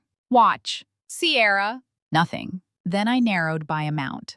$40,000 to $60,000. There it was. $54,200. Transfer date. 2 days earlier. Origin account. Meridian Crest Payroll Reserve. Recipient. Laurent and Voss Fine Jewelers. Memo. Executive appreciation gift. I went still. Payroll reserve. Not Blake's personal account. Not Conrad's discretionary executive account. Payroll. The account used to cover employee salaries, withholding obligations, contractor payments, and short-term labor allocations. The account where timing mattered. The account you did not touch unless you wanted to create risk for people who could not afford delayed paychecks. I clicked into the transfer details. Initiated by B. Mercer. Approved by C. Mercer. Supporting documentation. None attached. Business purpose. Executive retention and morale. I actually laughed quietly once because arrogance has a signature, and Blake's was always insulting in its laziness. Executive retention and morale. For a diamond watch on Sierra's wrist, bought out of payroll money. 2 days before payroll processing, I downloaded the transaction record, captured screenshots, exported the approval log, pulled the account balance before and after the transfer, checked pending payroll obligations. The transfer had created a temporary shortfall that accounting had covered by delaying payment to 2 subcontractor crews and reclassifying a project reserve. I found the adjustment. Then the email chain. Blake to payroll manager. Move timing around. Dad approved. Don't make this difficult. The payroll manager replied, "This may affect Friday disbursement." Blake, then affect it quietly. I saved that too. My hands were cold, but my mind was clear. This was no longer just personal spending disguised as business development. This was commingling funds, misappropriation, internal control override, possible payroll interference, potential tax and wage issues depending on timing and disclosures. And Conrad had approved it.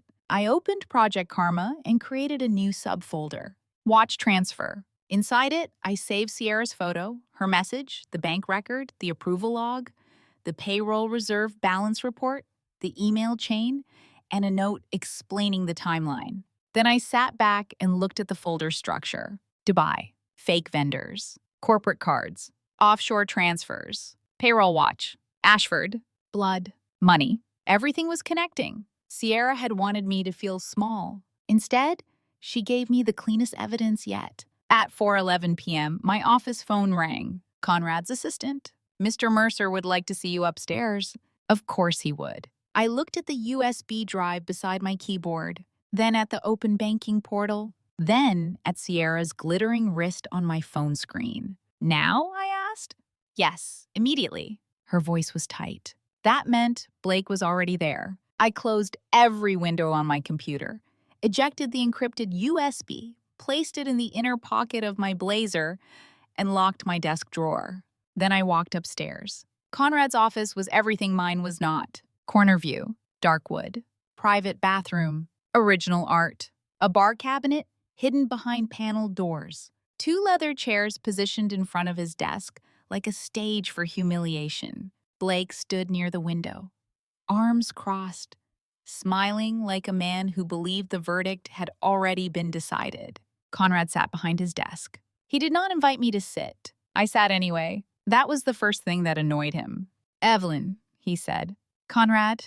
Blake's smile twitched. He still had not adjusted to that. Conrad folded his hands on the desk. We need to discuss your conduct. My conduct? Yes. I looked at Blake. He looked pleased. That was how I knew he had complained first and lied second. Conrad continued. Over the past several weeks, there have been concerns about your attitude, your refusal to cooperate with executive leadership, and your increasingly hostile approach to routine financial matters. Routine. That word again. There was nothing routine about a $150,000 fake Dubai reimbursement or a $54,200 payroll transfer to a luxury jeweler. But men like Conrad loved shrinking crimes with bland language. It made theft sound administrative. I see, I said.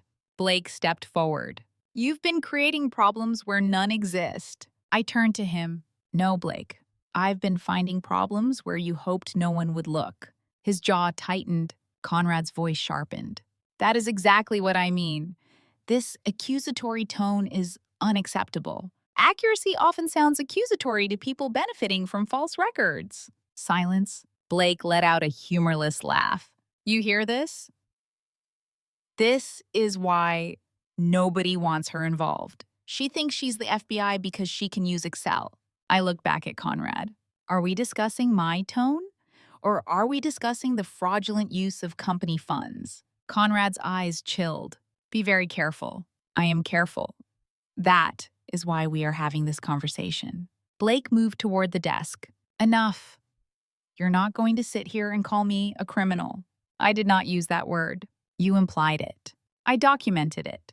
That landed. I saw it in Conrad's face. Not fear yet. Calculation. What exactly do you think you documented? He asked. I opened the folder I had brought with me. Not the full Project Karma file. I was not stupid. Just enough. I placed 2 pages on Conrad's desk. The Dubai expense summary, the payroll transfer record. His eyes dropped.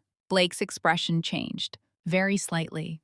Dubai, I said, was submitted as client entertainment despite no client, no meeting record, no business purpose, and public social media evidence identifying it as Blake and Sierra's anniversary trip.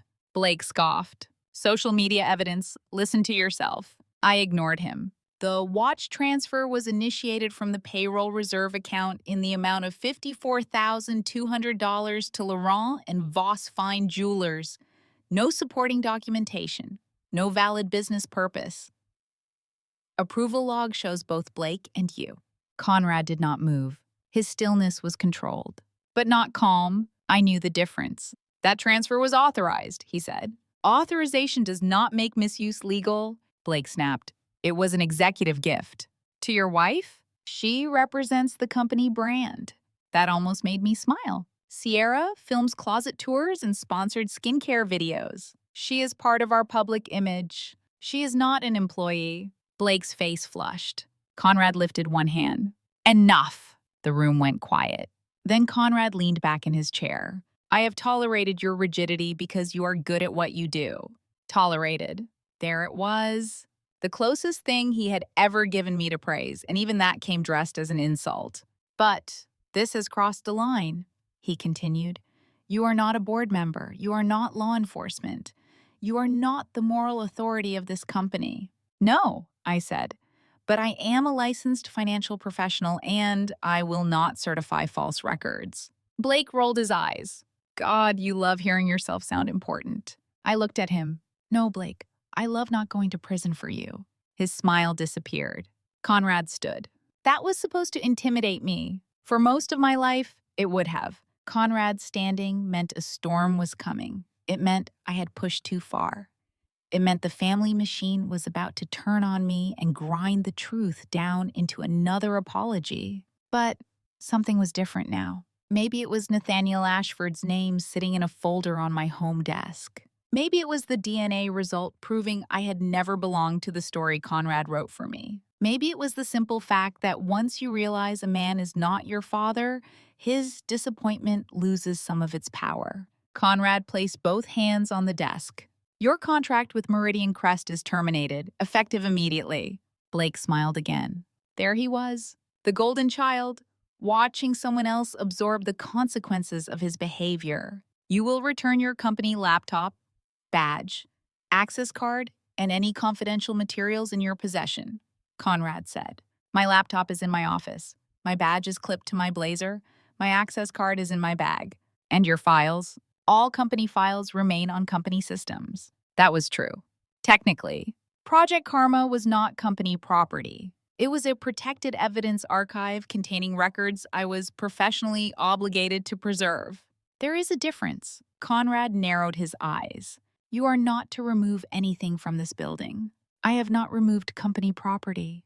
Blake laughed. She thinks word games will save her. I turned to him. No, I think metadata will. The room changed temperature. Blake blinked. Conrad's mouth tightened. I stood. You should both understand something before this goes further. My professional obligations do not disappear because you terminate my contract. If I identify evidence of financial misconduct, tax fraud, wire fraud, embezzlement, payroll interference, or false reporting, I have duties beyond Meridian Crest. Conrad's voice dropped. Are you threatening me? No? I am informing you. Blake stepped closer. You vindictive little... Finish that sentence, I said. He stopped. For once, I looked at Conrad. You are making a mistake. Conrad's face hardened.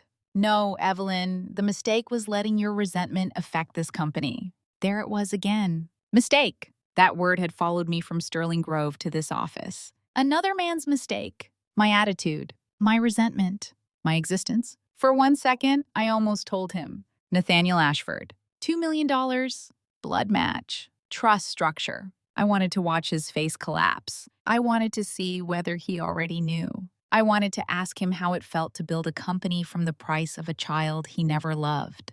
But strategy held me still.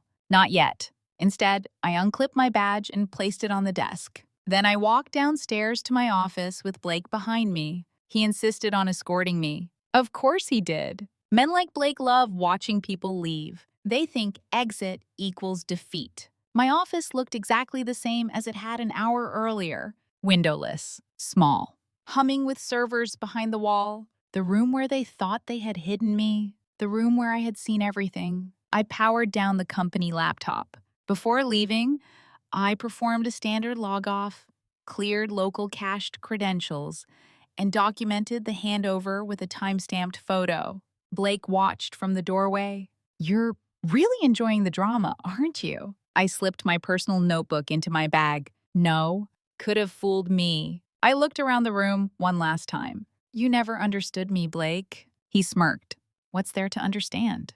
I smiled faintly. That is exactly why you lost. His smirk faltered. I picked up my bag and stepped toward the door. Blake blocked it. Not fully. Just enough. A petty little power move. Dad wants your phone, he said. No. It may contain confidential company information. It does not. Then you won't mind handing it over. I looked at him. Really looked. The expensive watch. The tailored shirt. The inherited arrogance. The face of a man who had never learned the difference between access and ownership. Move, he smiled. Or what? I will call the police and report that I am being unlawfully detained. His smile thinned. You're insane. No, I'm precise. For a few seconds, neither of us moved. Then Conrad's voice came from the hallway behind him. Let her go. Blake turned. What? Conrad's eyes were on me. Not angry now. Wary. Good. He was beginning to understand that firing me had not removed the danger. It had removed the last person quietly protecting him from it. Blake stepped aside. I walked past him. Down the hallway. Past the glass conference rooms. Past the espresso machine. Past the framed photograph of Conrad under the words founder, visionary, builder. Past reception, where the young woman behind the desk looked at my bag and then quickly looked away. The elevator doors opened. I stepped inside. Just before they closed, Blake called out, "You'll come crawling back." I looked at him through the narrowing gap.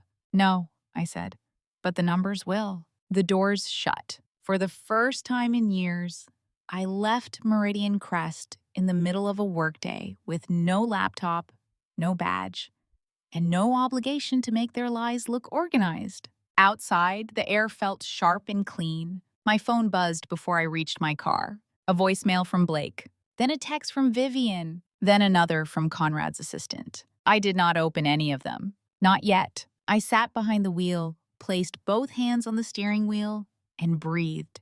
I had been fired, publicly humiliated, threatened, cut off from the company systems. And still, for the first time in my adult life, I felt something close to freedom. Because they thought firing me removed the problem. What they actually did was remove the last person quietly protecting them. The first voicemail from Blake arrived before I even left the parking garage. I did not play it right away. There are moments in life when you already know the sound of a person's voice before you hear it. Blake Angry had a rhythm. Fast at first, then slow, then threatening, like he was trying to convince himself he had control before he convinced anyone else. I drove home with my phone face down in the passenger seat, vibrating every few minutes against the leather. Blake, Vivienne, unknown number. Blake again. Conrad's assistant. Vivienne again. No one had called me that much when I was humiliated at my own birthday dinner. No one had called me that much when Blake threw a DNA kit into my lap, like I was garbage wrapped in a family name. But now that I had been fired with evidence in my possession, suddenly everyone needed to talk. That told me something. Panic is louder than love. When I got home, I locked the door, took off my heels, and placed my bag on the kitchen table. The same table where I had opened my DNA results. The same table where I had built the first Ashford timeline. The same table where my life had quietly stopped belonging to the Mercers. Only then did I play Blake's voicemail. His voice came through tight and sharp. You think you're clever, Evelyn? You're not. You're a bitter ex-contractor who got fired for insubordination. And if you try spreading lies about me or this company, I will bury you. Do you understand me? Defamation, corporate espionage, theft of confidential documents, whatever it takes, nobody is going to believe you over this family. He paused. Then he added, lower, uglier. You've always wanted to destroy us because you knew you didn't belong. The voicemail ended. I stared at the screen. Then I saved the audio file. Of course I did. Blake thought he was threatening me. What he actually gave me was another time-stamped exhibit. I uploaded it into Project Karma under a new folder. Threats. Then I transcribed it. Word for word. Nobody's going to believe you over this family. That sentence stayed with me because Blake was right about one thing. For most of my life, nobody had. When I was a child and said he had shoved me into the pool, Vivienne said he was playing. When I was 16 and he took my car without permission and wrecked the bumper, Conrad asked why I had left the keys where Blake could find them. When I was 24 and he made a joke about my body at Thanksgiving, Vivienne told me not to embarrass him by overreacting. When I was 33 and he threw a DNA kit at me in front of 50 people, everyone waited to see if I would become the problem. Blake had been protected by disbelief his entire life. That kind of protection makes a man stupid. It makes him confuse silence with weakness. It makes him leave voicemails. I had just finished uploading the file when my phone rang again. Unknown number. Manhattan area code. I almost let it go to voicemail. Then something made me answer. Evelyn Mercer speaking. A man's voice replied, calm and formal. Ms. Mercer, my name is Arthur Bellamy. I'm an attorney with Bellamy, Rhodes, and Klein in Manhattan. I represent the estate of Nathaniel Ashford. The room went very still, not quiet. Still, there is a difference. Quiet is the absence of sound. Stillness is when the world holds its breath. I gripped the edge of the kitchen counter. How did you get this number? Through the DNA platform's legal notification process. Your match triggered an alert connected to a managed estate profile. I did not speak. He continued carefully. I understand this call may be unexpected. I almost laughed. Unexpected. That was a polite word for discovering that your dead biological father had lawyers waiting inside a DNA database. What exactly does the estate want from me? I asked. Not from you, Miss Mercer. For you. That answer made me more cautious, not less. I don't understand. I would prefer not to discuss sensitive matters over the phone, but I can say this much. Mr. Ashford left instructions regarding any verified biological child who might come forward after his death. Your DNA match meets the threshold requiring immediate legal review. My pulse moved into my throat. He knew? Arthur Bellamy paused. Not long, but long enough. He suspected there may have been a child, he said. He was never able to confirm it during his lifetime. I closed my eyes. There are pains that arrive too late to be useful. That was one of them. A father I had never met. A man who might have looked for me. A man who died 18 months before the truth found me. What happens now? I asked. Verification. Independent laboratory confirmation. Identity review. Documentation of maternal connection. Once complete, the estate can proceed according to Mr. Ashford's directives. And if I refuse? You may refuse, of course. But I strongly recommend that you at least meet with me before making that decision. Why? His voice softened. Because Ms. Mercer, Nathaniel Ashford left you a letter. I sat down. I do not remember deciding to sit. One moment I was standing at the counter. The next, I was in the chair, staring at the dark window over my sink. A letter, I repeated. Yes? How could he leave me a letter if he didn't know who I was? He did not know your name, Arthur said. The letter was addressed to his child, if found. His child. Not mistake. Not burden. Not problem. Child. I pressed my free hand against my mouth and said nothing. Arthur Bellamy did not rush to fill the silence. That was the first thing I liked about him. Powerful people usually hate silence unless they control it. Arthur seemed to understand that some silences are rooms you should not enter without permission. Finally, I asked, when? I can be in your city tomorrow. 10 o'clock in the morning. The Ellery Hotel has private conference rooms. I can arrange security and discretion. Security. Discretion. Estate. Verification. Letter. My life had become a vocabulary I had never expected to need. I'll be there, I said. After the call ended, I sat at the kitchen table for a long time. Then I opened Project Karma again. Not because I wanted to work, because I needed something solid. Documents do not breathe. Documents do not betray you. Documents do not throw DNA kits at birthday dinners and then beg you not to mail them. I opened Nathaniel's photograph, the one from the hospital ribbon cutting. My father, I whispered again. This time, the words hurt less. Or maybe they hurt more cleanly. The next morning, I dressed like I was going to court. Navy suit, white blouse, low heels, hair pulled back. No jewelry except a small silver watch I had bought myself after my first major case. I brought everything.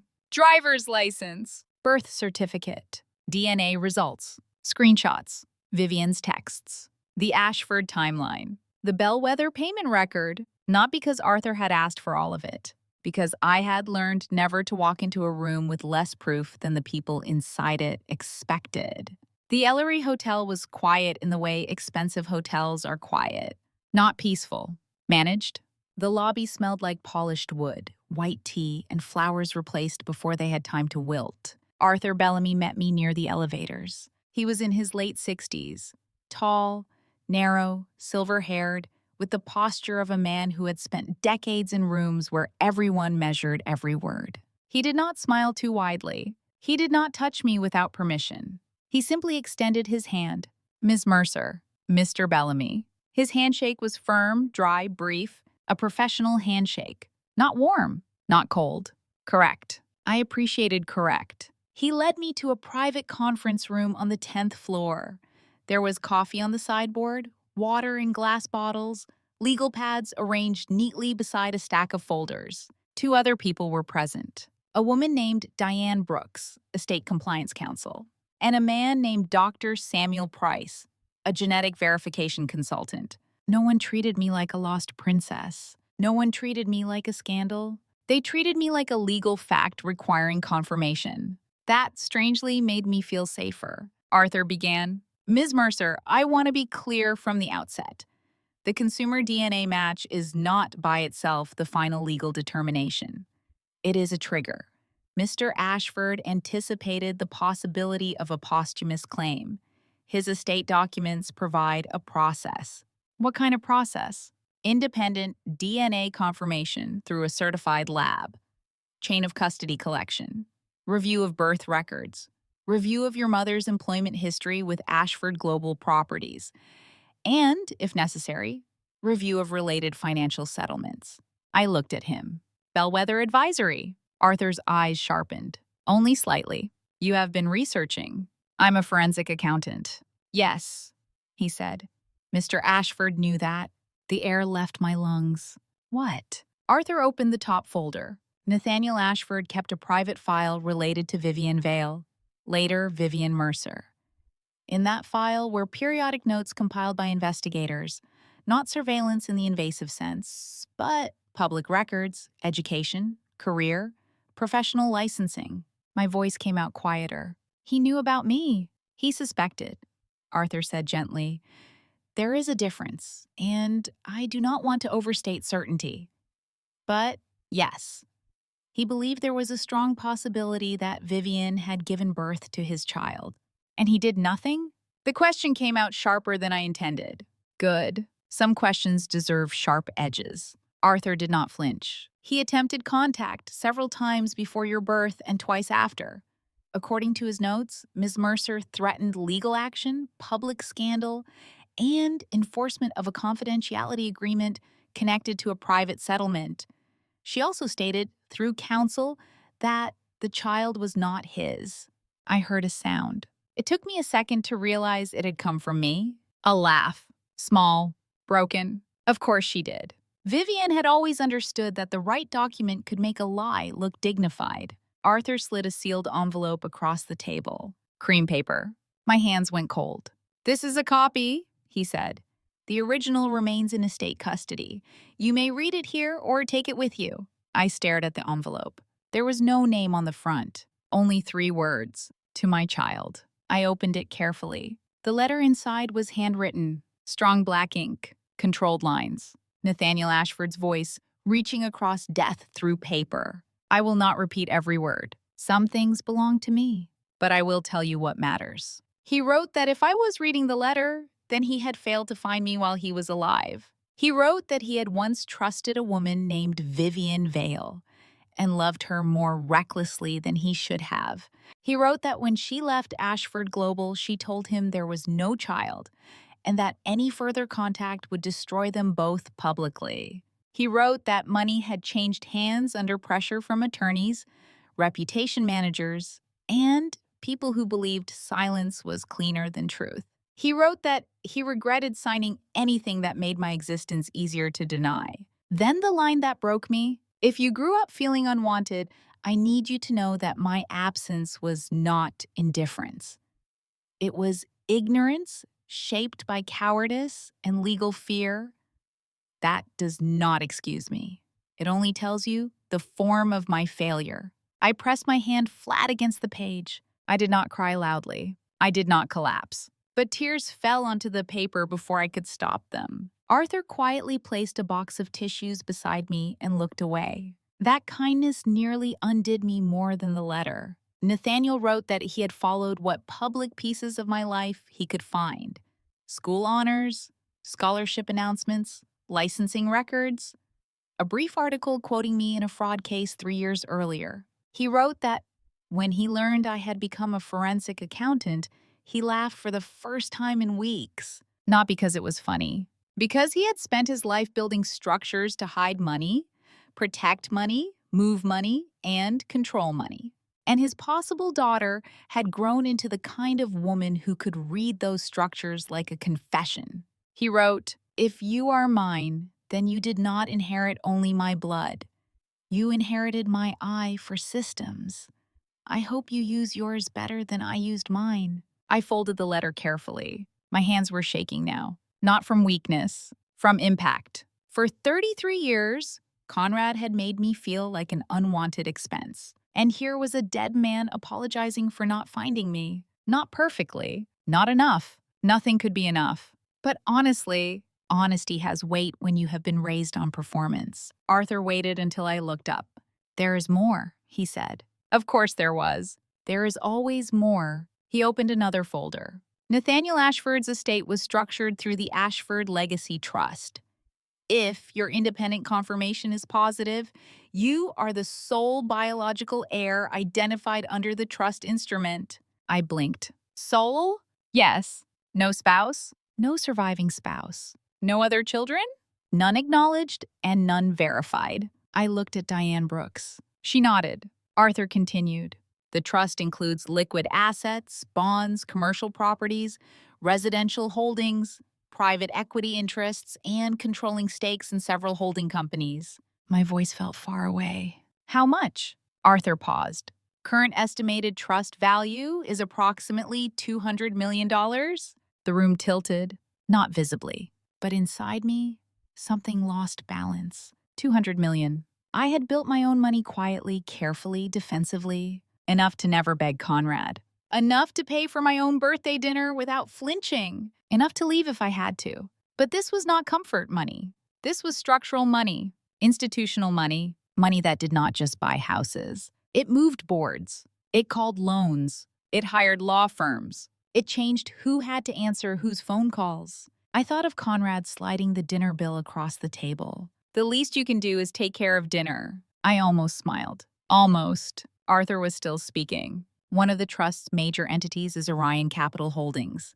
It manages several debt instruments, mortgages, and secured commercial loans connected to Ashford's real estate portfolio. Something in his tone changed. Not much. Enough! I sat straighter. What does Orion hold? Arthur looked at me for a long second. Then he opened a red folder. The estate review flagged a conflict relevant to your current employment history. I was terminated yesterday. I am aware. Of course he was. Lawyers like Arthur Bellamy did not walk into rooms underprepared. He turned a document toward me. My eyes moved across the page. Borrower, Meridian Crest Realty Group. Lender, Orion Capital Holdings. Principal balance, $15 million. Secured commercial loan facility. Collateral, Meridian Crest, headquarters. Leasehold improvements, several development interests, and residential mortgage participation connected to Blake and Sierra Mercer's primary residence. For a moment, I did not understand. Not because the document was unclear, because it was too perfect. Meridian Crest owed $15 million to Orion Capital Holdings. Orion Capital Holdings belonged to the Ashford Legacy Trust. And if the DNA confirmation came back positive, I would control that trust, which meant Conrad Mercer, the man who had spent my life making me feel like a guest in his family, was standing on debt owned by my dead father's estate.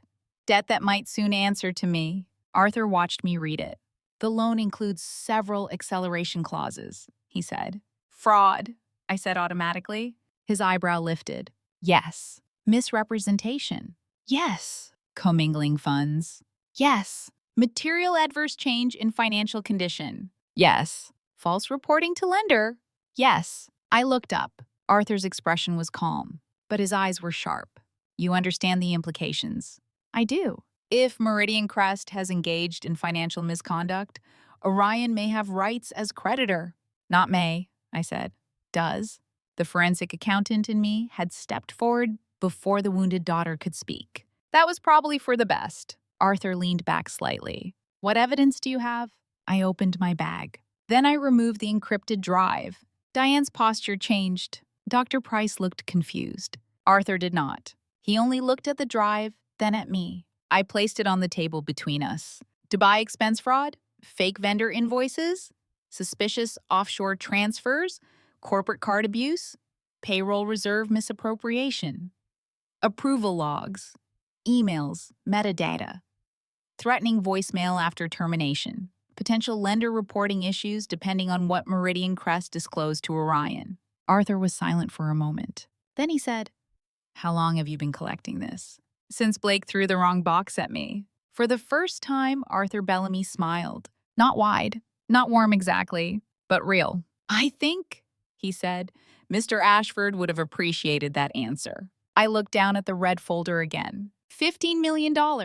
Conrad's company, Blake's house, Sierra's lifestyle, all tied to debt held by the estate of the man they had erased from my life. It was almost poetic. But I had learned not to trust poetry. I trusted documents. "What happens now?" I asked. Arthur folded his hands. "First, we complete your independent DNA confirmation. Given the consumer match and existing estate file, I expect that process to move quickly. Second, with your permission, Estate Council will review the materials on your drive.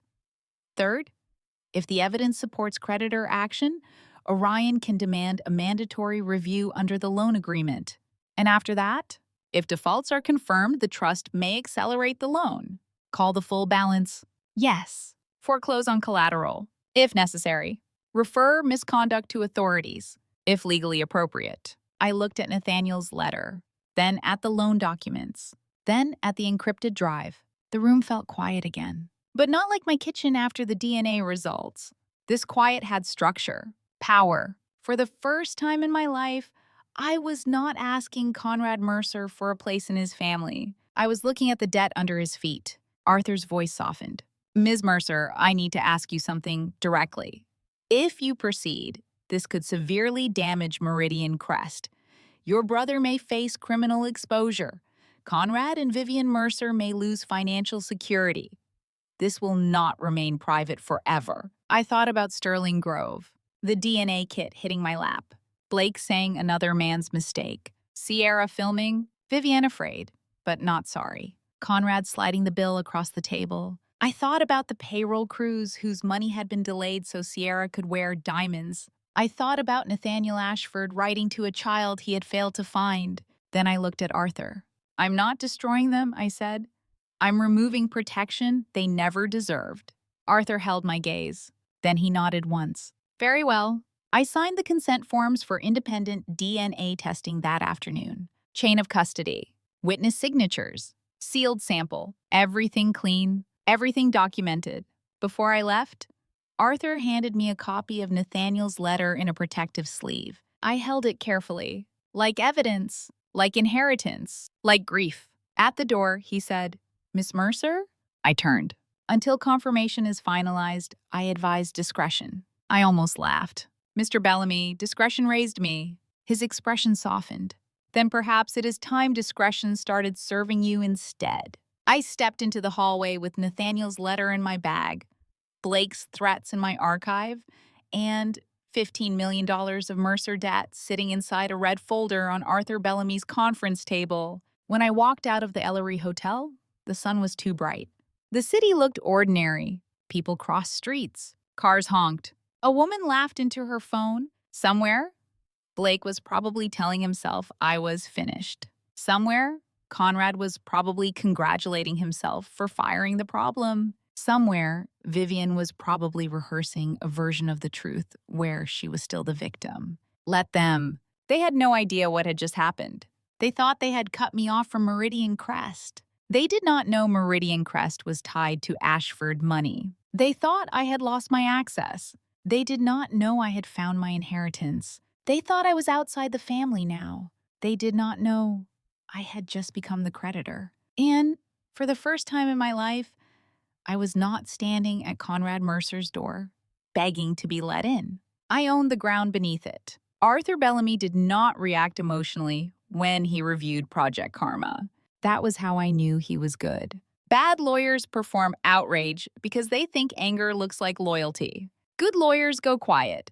Arthur went very quiet. We sat in the same private conference room at the Ellery Hotel 2 days after my independent DNA sample was collected.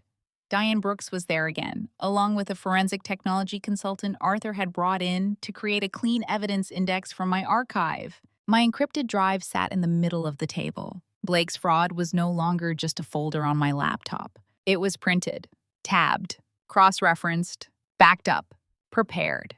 There were binders now. Dubai, payroll watch, fake vendors, corporate card abuse, offshore transfers, approval logs, threats, Ashford timeline, blood.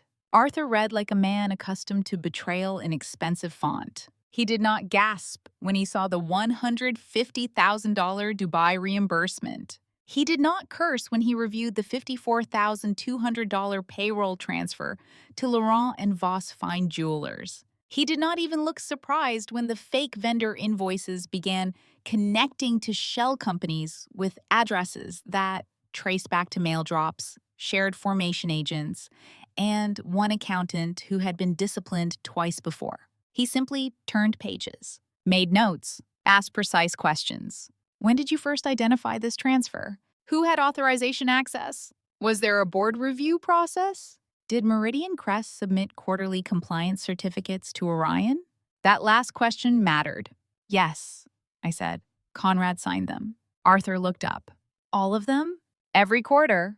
Did those certifications include statements regarding absence of fraud, absence of material misrepresentation, and compliance with internal controls? Yes. And based on your evidence, those statements were false? I looked at the binders, then back at him. Yes. Arthur closed the file in front of him. Diane Brooks removed her glasses and placed them carefully beside her legal pad. No one spoke for a few seconds. The room felt less like a conference room and more like the moment before a judge enters. Finally, Arthur said, Meridian Crest has likely triggered multiple default provisions. I already knew that. Still, hearing it said aloud changed something. Fraud, I said. Yes. Embezzlement? Likely. Commingling funds? Yes. False reporting to lender? Yes. Misuse of secured operating accounts? Yes. Material adverse change if the pattern is broad enough? Arthur nodded. Also possible. I looked down at my hands. They were steady. That surprised me. Maybe because by then, the grief had frozen into something cleaner. Purpose. Arthur leaned back slightly. As acting beneficiary pending final court confirmation, you can authorize Orion Capital Holdings to demand a mandatory creditor review. Not disclose me yet? No. Not initially. The notice will come from Orion. It will reference the loan agreement, reporting concerns, and required production of financial documents. It will not mention your DNA results, Nathaniel Ashford, or your role in the trust. Good. Arthur studied me. You understand what this means. I do. It will force them into a room. It will require them to produce records. If they lie, we can document that. If they refuse, we can escalate. If they produce altered records, we can compare them against what you already preserved. Then we do it. He did not move. Evelyn, I looked at him. Arthur's voice was careful. Before you authorize this, I need to ask you directly. Are you prepared for the consequences? I almost smiled. People had been asking me that my entire life, but only when they wanted me to protect someone worse. Are you prepared to upset your father? Are you prepared to ruin dinner? Are you prepared to make Blake feel attacked? Are you prepared for what people will think? But Arthur was not asking me to protect them. He was asking if I understood the weight of truth once released. If we move forward, he said, Blake could face criminal exposure. Conrad could lose control of Meridian Crest. Vivienne's old settlement may become relevant. Sierra may be implicated if she knowingly benefited from misappropriated funds. Their homes, cars, reputations, memberships, everything connected to the collateral structure could be affected. I thought about Sterling Grove, the DNA kit hitting my lap, Blake's smile, Sierra's phone, Conrad sliding the dinner bill toward me, Vivienne texting, don't actually mail that test. I thought about Nathaniel Ashford's letter. I thought about a dead man apologizing for failing to find me, while the people who had raised me made me pay for being hidden. I'm not destroying them, I said. I'm removing the protection they never deserved. Arthur held my gaze for a moment. Then he nodded. Then we proceed. The summons went out the next morning. Not dramatic, not cinematic. No officers storming Meridian Crest. No police lights. No public spectacle. Just professional process servers in dark suits carrying envelopes with Orion Capital Holdings letterhead. One envelope to Meridian Crest headquarters. One to Conrad's home. One to Blake and Sierra's residence. One to Meridian Crest's registered agent. Mandatory creditor review. Production required.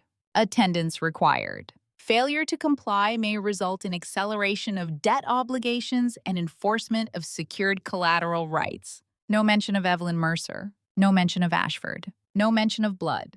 That was the beauty of it. They thought they were being summoned by a lender. They had no idea the lender had my face. Conrad called me 17 minutes after the first envelope was delivered. I let it go to voicemail. Then Blake called. Then Vivienne. Then Conrad again. Then a number I recognized as Meridian Crest's general counsel. I did not answer any of them. Answering would have given them emotion. I gave them silence. Silence makes guilty people creative. By noon, Blake started texting. What did you do? You psycho. You think you can scare us with some lender review? Dad is going to crush you. You stole files, we know it. I saved every message. At 12:42 p.m., Conrad left a voicemail. His voice was controlled, but the control had seams. Evelyn, this has gone far enough. If you have influenced Orion in any way, you are exposing yourself to serious legal liability. You are not equipped to play games at this level. Call me before you make a mistake you cannot undo. I saved that too. Then Vivienne texted, Darling, please, whatever you think happened, we can talk as a family. As a family. I stared at those words longer than I should have. The old wound in me still reacted. That was the humiliating part. Even after the DNA test, the Ashford letter, the $2 million payment, the threats, the fraud, the firing, some small, exhausted part of me still wanted my mother to mean it. Family. But family had become a word they used when consequences arrived. I placed the phone face down. Then I opened Project Karma and added another folder. Panic responses. By evening, Sierra entered the war. Not with a lawyer. With eyeliner. She posted a video from her walk-in closet. Of course she did. The lighting was perfect. Soft gold. Designer handbags arranged behind her like a luxury hostage situation. She wore a cream sweater, no obvious jewelry except the diamond watch she had accidentally turned into evidence. Her eyes were wet. Not messy wet. Influencer wet. The kind of tears that know where the camera is. I watched the video once. Then I saved it. Then I watched it again while screen recording. Hey, loves, she whispered. I wasn't going to talk about this, but my family is being attacked by someone very close to us, and I just can't stay silent anymore. I almost laughed. Sierra had never stayed silent a day in her life. She continued, My sister-in-law, Evelyn, has always struggled with resentment. We've tried to support her, but recently she was let go from the company because of behavioral issues and hostility toward leadership. Behavioral issues. There it was. The phrase people use when they want to make a woman's evidence sound like a mood disorder. Sierra sniffed delicately. And now she's trying to destroy everything Blake and Conrad built. She's jealous of our marriage, jealous of our success, jealous of anyone who lives with joy. I'm honestly scared. I never thought someone could hate their own family this much. Then she looked directly into the camera. If you're watching this, Evelyn, please get help. Beautiful. Clean. Actionable. I saved the comments too. People believed her immediately. Of course they did. Sierra had spent years teaching strangers to mistake her face for truth.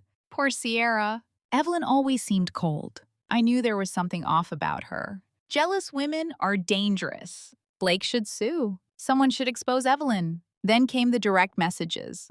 Threats. Insults. Anonymous accounts calling me bitter, ugly, unstable, greedy, sick. One message included my apartment building. That one went into a separate folder. Security risk. Arthur's team moved fast. Within an hour, we had the video archived, comments preserved, threat messages documented, and a defamation response drafted but not yet sent. Arthur called me that night. Do not respond publicly. he said. I wasn't going to. Good. Sierra thinks she's controlling the story? No, Arthur said. She's expanding the damages. I looked at the paused video on my laptop. Sierra frozen mid-tier, diamond watch visible on her wrist. She built her brand on telling stories, I said. I built my case on saving evidence. Arthur was quiet for half a second. Then he said, that line may be useful later. I closed the laptop. Use it. The mandatory creditor review was scheduled for Friday morning. Thursday night, Conrad and Vivienne came to my apartment. I saw them on the security camera before they reached my door. Conrad wore a dark overcoat. Vivienne wore pale cashmere and no lipstick, which meant she wanted to look fragile. That was not accidental. My mother did not forget lipstick. She weaponized absence the same way she weaponized pearls. They rang once, then twice. I considered not opening the door. Then I thought of 33 years of unanswered questions standing in my hallway. I opened it with the chain still on. Vivienne's eyes filled immediately. Oh, Evelyn. Conrad looked past me into my apartment, like he still believed every space I occupied was subject to his inspection. What do you want? I asked. Vivienne flinched. Can we come in? No. Conrad's face hardened. This is not a game. I agree. Then stop acting like a child and let us speak privately. I looked at him through the narrow gap. You fired me. Privacy ended. Vivienne pressed one hand to her chest. Please, darling, your father is under enormous pressure. I smiled then, not warmly. Which one? The hallway went silent. Vivienne's face changed. It was small, fast, but I saw it. Conrad saw it too. His eyes moved from me to her. What does that mean? Vivienne whispered. Evelyn. There it was again. My name is warning. My name as plea. My name is leash. But leashes only work if the animal still believes it belongs to the hand holding it. Conrad stepped closer. What does that mean? He repeated. I looked at my mother. For a second, I saw her not as the elegant woman from charity boards and country clubs, but as Vivienne Vale, 24 years old, executive assistant to Nathaniel Ashford, pregnant, negotiating, leaving, taking money, building a life on silence and asking me to pay for it. I wanted to ask her everything.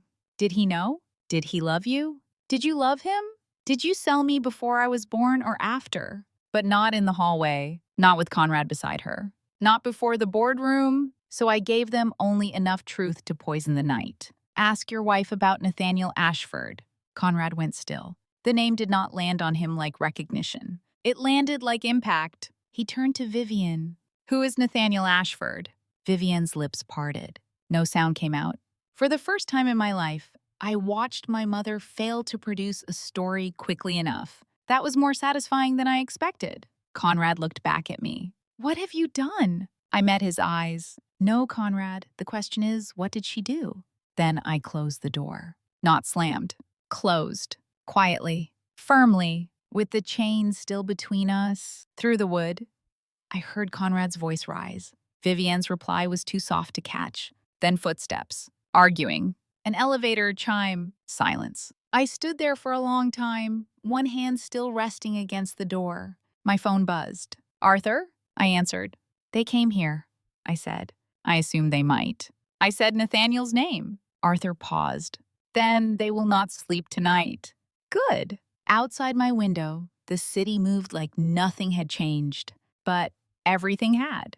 By morning, Conrad would walk into a creditor review thinking he was facing a lender. Blake would walk in thinking he was facing paperwork. Sierra would walk in thinking tears could still buy sympathy. Vivienne would walk in knowing a dead man's name had returned from the grave. And me? I would walk in with the one thing they never expected me to have. Control. Friday morning, I dressed like a woman attending a funeral. Not theirs. Mine. The old version of me deserved one. The daughter who waited for Conrad to say he was proud of her.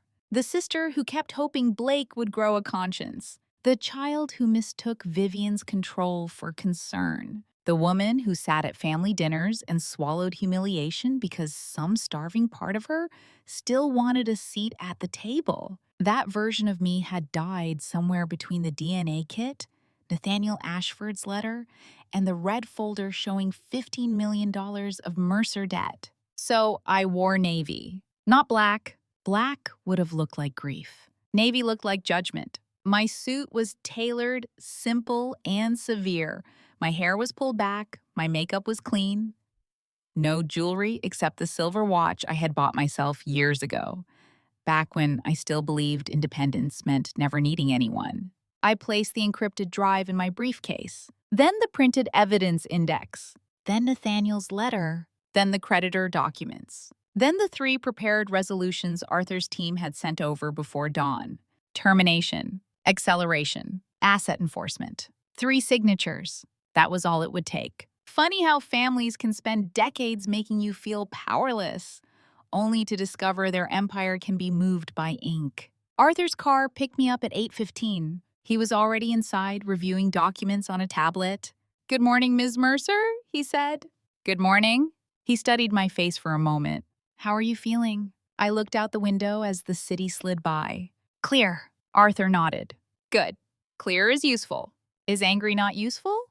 "Anger is useful in private. In a boardroom, clarity wins." I almost smiled. I liked Arthur Bellamy, not because he was kind, although he had been kinder to me in 1 week than my family had been in years. I liked him because he understood restraint. He knew the difference between revenge and leverage. Revenge screams. Leverage waits until everyone else has signed the attendance sheet. The creditor review was being held in Meridian Crest's main boardroom. Conrad had insisted on it. Arthur had allowed it. That surprised me at first until he explained why. "Let them feel at home," he said. "People reveal more when they believe the room belongs to them." So I returned to the building where I had been tucked beside the server closet. But this time, I did not enter through the employee lobby with a badge clipped to my blazer. I entered through the front doors with legal counsel, estate representatives, and security. The receptionist saw me first. Her eyes widened. Not dramatically, just enough. Then she saw Arthur beside me and the 2 attorneys behind us. Her hand moved toward the phone, then stopped. "Ms. Mercer," she said. "Good morning." The company logo gleamed behind her in brushed gold. Meridian Crest Realty, Conrad's monument to himself. For years, I had walked past that sign feeling like an accessory to someone else's life. That morning, I looked at it and saw collateral. We took the elevator to the 26th floor. In the mirrored walls, I saw myself standing between Arthur and Diane Brooks. Navy suit, briefcase, straight spine, no visible fear. I thought I would feel triumphant. I did not. Triumph is too warm a word. What I felt was colder. Final. When the elevator doors opened, Meridian Crest's executive floor was too quiet. People knew something was happening. Assistants kept their eyes lowered. Junior analysts pretended to read documents. A broker I had helped through 3 budget corrections looked at me, then quickly looked away like loyalty might be contagious. That was fine. I did not need witnesses to love me. I needed them to remember. The boardroom doors were closed. Through the glass wall, I could see them. Conrad at the head of the table. Blake beside him. Sierra in a cream pantsuit. Phone face down but within reach. Vivienne seated stiffly near the window, hands folded so tightly her knuckles had gone white. Meridian Crest General Counsel was there, 2 board members, the CFO, who looked like he had not slept, and several people who had spent years pretending Blake was a visionary because Conrad paid them enough to confuse entitlement with talent. They all turned when I entered. That was worth remembering, not because they looked afraid. Not yet. Because they looked annoyed. Annoyed that I had come with counsel. Annoyed that I was not crying. Annoyed that the quiet woman they had fired had walked back into the room without asking permission. Conrad stood. He did not greet Arthur. He looked at me. "Evelyn." "Conrad." A muscle moved in his jaw. Blake leaned back in his chair. "Well," he said, smiling, "this is dramatic." Sierra gave a soft little laugh. The kind she used when she wanted men in the room to remember she was pretty before they remembered she was implicated. Arthur placed his leather folder on the table. "This is a mandatory creditor review under the Orion Capital Holdings loan agreement," he said. "We will proceed efficiently." Conrad's eyes moved to Arthur. "And you are?" "Arthur Bellamy." Counsel for the Ashford Legacy Trust, and Orion Capital Holdings. The name Ashford landed in the room like a glass breaking. Vivienne closed her eyes for half a second. Conrad noticed. So did I. Blake did not. Blake was too busy smirking at me. Great, he said. So Evelyn ran to some lender lawyer after getting fired. That tracks. Arthur looked at him once, just once, then looked away, as if Blake had failed to meet the minimum requirements for sustained attention. That irritated Blake more than an insult would have. Conrad slid a folder across the table toward me. I think we can end this before it gets embarrassing. I did not touch it. What is that? A resolution. Arthur's eyebrow lifted slightly. Conrad continued, voice smooth now, boardroom smooth, the voice he used when he thought money had already solved the problem. Meridian Crest is prepared to offer you $50,000 as a severance payment, despite your contractor status. In exchange, you will return all company materials, sign a confidentiality agreement, withdraw any allegations regarding financial misconduct, issue a written apology to Blake and Sierra, and cease contact with Orion or any related parties. For 1 second, the old Evelyn almost laughed. $50,000. At Sterling Grove, he had slid the dinner bill toward me like punishment. Now he was sliding hush money toward me like mercy. Blake grinned. Honestly, Evie, it's generous, considering you're unemployed. Sierra tilted her head with fake sympathy. And after everything you put us through online, an apology would really help everyone heal. Online. I looked at her. You posted a video accusing me of behavioral issues from a closet containing evidence purchased with payroll funds. Her smile froze. Blake sat forward. Careful. No, I said. You first. The room went still. Arthur opened his folder. Mr. Mercer, he said to Conrad, this is not an employment dispute. Miss Mercer is not here to negotiate severance. Conrad's eyes narrowed. Then why is she here? Arthur looked at me. I nodded. He removed a set of documents from the folder and placed them neatly in front of him. Because Evelyn Mercer is the verified biological child of Nathaniel Ashford. No one moved. Not at first. Then Blake laughed. Loudly. Too loudly. Oh, this is good. This is really good. What? Now she's an heiress? Is that the new story? Arthur did not react. Diane Brooks placed certified copies of the independent DNA confirmation, chain of custody report, court filings, and preliminary trust appointment documents on the table. Arthur continued. The consumer DNA match triggered the estate review. Independent laboratory confirmation has since verified the biological relationship. Under the terms of the Ashford Legacy Trust, Mr. Mercer is the sole identified biological heir and has been appointed acting beneficiary representative pending final court processing. Blake's laugh weakened. Conrad stood completely still. Vivienne lowered her head. Sierra's eyes moved from the documents to me, then to Blake, then back to the documents. The CFO whispered, "Oh my God." Blake snatched up the DNA report. His eyes scanned the page too quickly to understand it. Then he scanned it again. His face changed. That was the second time I saw Blake lose confidence. The first had been at Sterling Grove when I sealed the DNA tube. This was worse. At Sterling Grove, he had realized I was not afraid of the joke. Now he was realizing the joke had opened a vault. This is fake, he said. Arthur looked at him. It is not. You expect us to believe she just magically turns out to be Nathaniel Ashford's daughter? No, Arthur said. I expect you to read the documents. Blake threw the report onto the table. Conrad finally spoke. What does this have to do with Meridian Crest? His voice was controlled. Too controlled. He was not asking because he did not know. He was asking because he hoped the answer would be small enough to contain. Arthur opened the red folder. This has to do with Meridian Crest, because Orion Capital Holdings is an entity controlled by the Ashford Legacy Trust. He placed the loan documents on the table. Meridian Crest Realty Group currently owes Orion Capital Holdings $15 million under a secured commercial loan facility. The CFO looked like he might be sick. One board member muttered something under his breath. Arthur continued. The facility includes collateral interests in corporate assets, development holdings, headquarters leasehold improvements, and residential mortgage participation connected to Blake and Sierra Mercer's primary residence. Sierra sat upright. Our house? Blake snapped. Shut up! She looked at him, shocked. Arthur's voice remained even. Under the trust's current acting structure, Miss Mercer has authority to direct creditor review and, upon confirmed default, recommend enforcement action. Conrad looked at me then, not as a daughter, not as an employee, not even as an enemy. As a creditor, that was when I knew he understood. For 33 years, Conrad Mercer had made me feel like I had to earn space in his life. Now he owed money to my bloodline. Conrad's voice dropped. You have no idea what you're doing. I met his eyes.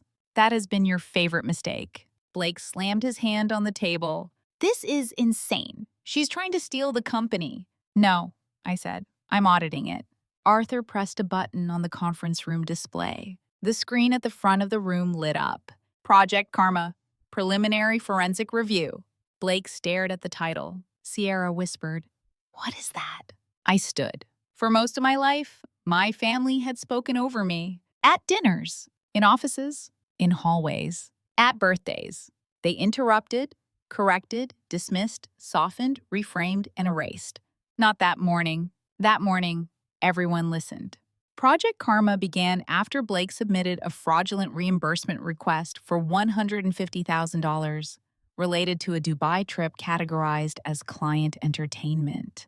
The first slide appeared. Receipt summaries, airfare, penthouse suite, private yacht, designer boutiques, spa charges, dining. Beside them, I showed Meridian Crest's CRM search results. No Dubai client, no prospective client, no meeting record, no business development file. Then Sierra's Instagram posts, anniversary in the clouds.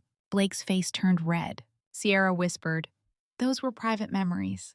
You posted them publicly, I said, with captions. The next slide. Fake vendor invoices, 4 LLCs, shared mailing address, repeated invoice formatting, duplicate invoice numbers, formation dates shortly before payments, wire records, approval logs.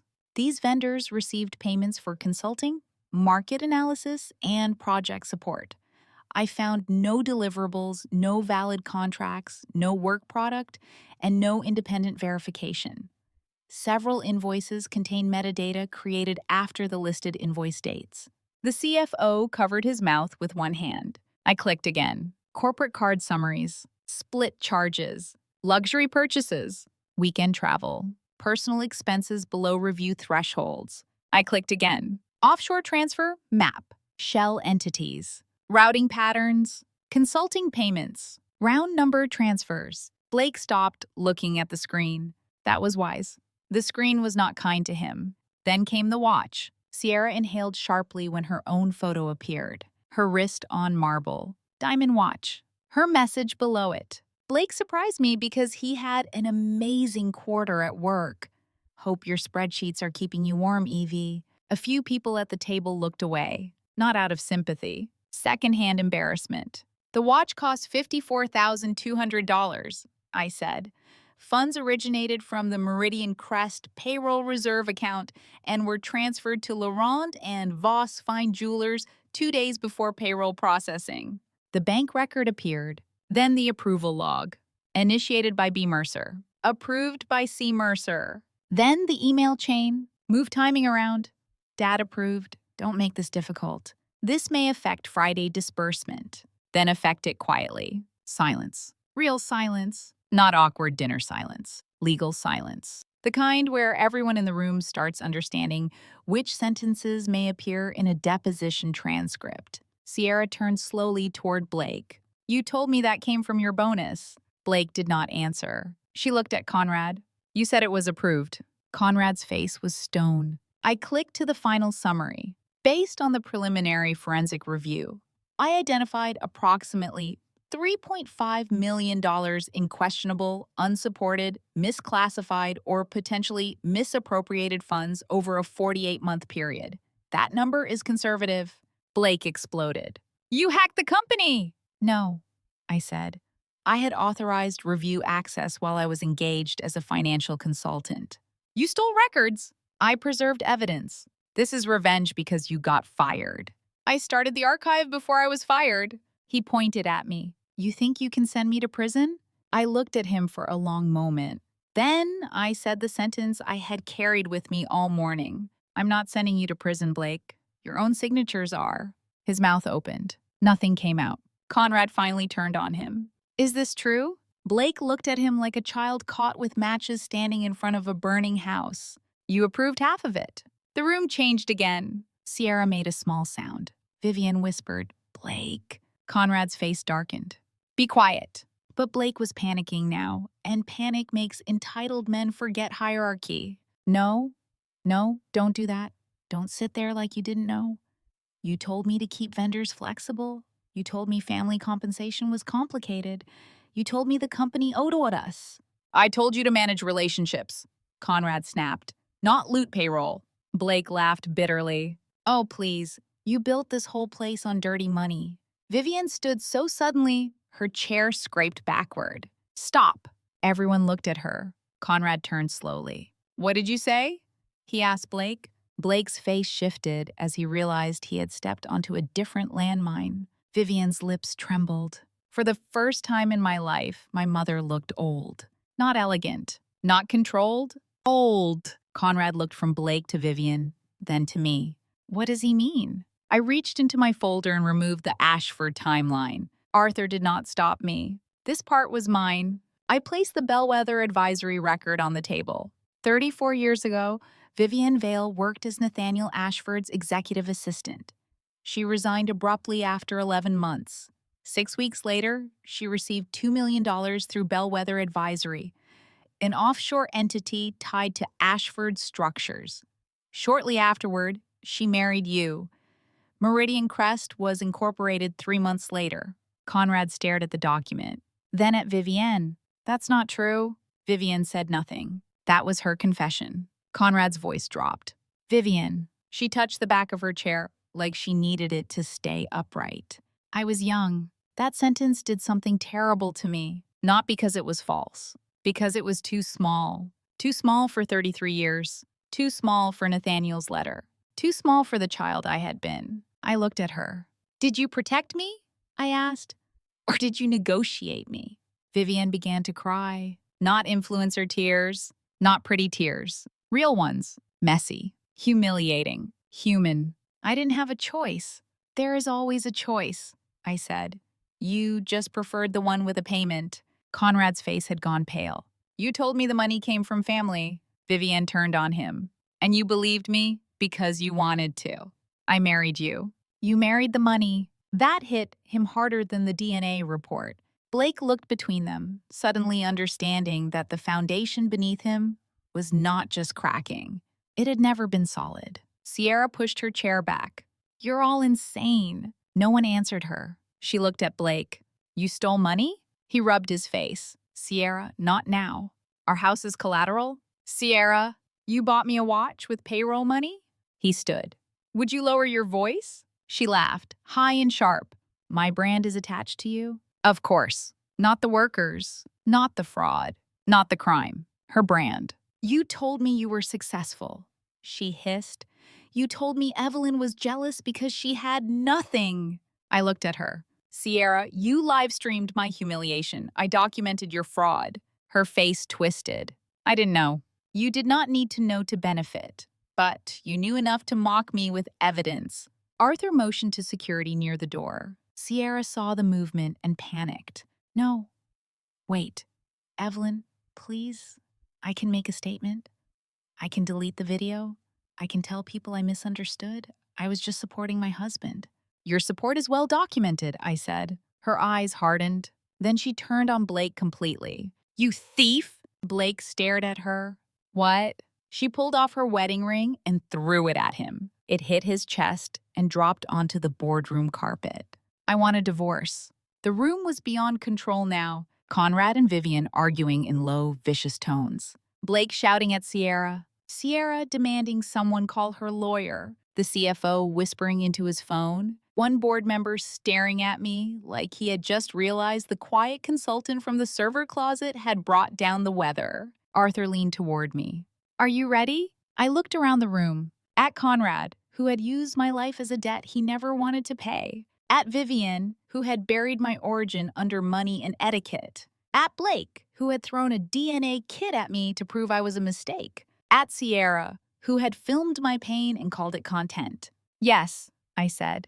Arthur placed the 3 documents before me. The first, removal of Blake Mercer from all executive authority within Meridian Crest, pending investigation for gross misconduct, misappropriation, and breach of fiduciary duties. I signed. The second, notice of defaults and acceleration of the $15 million Orion Capital Holdings loan facility based on fraud indicators, false reporting, and internal control violations. I signed.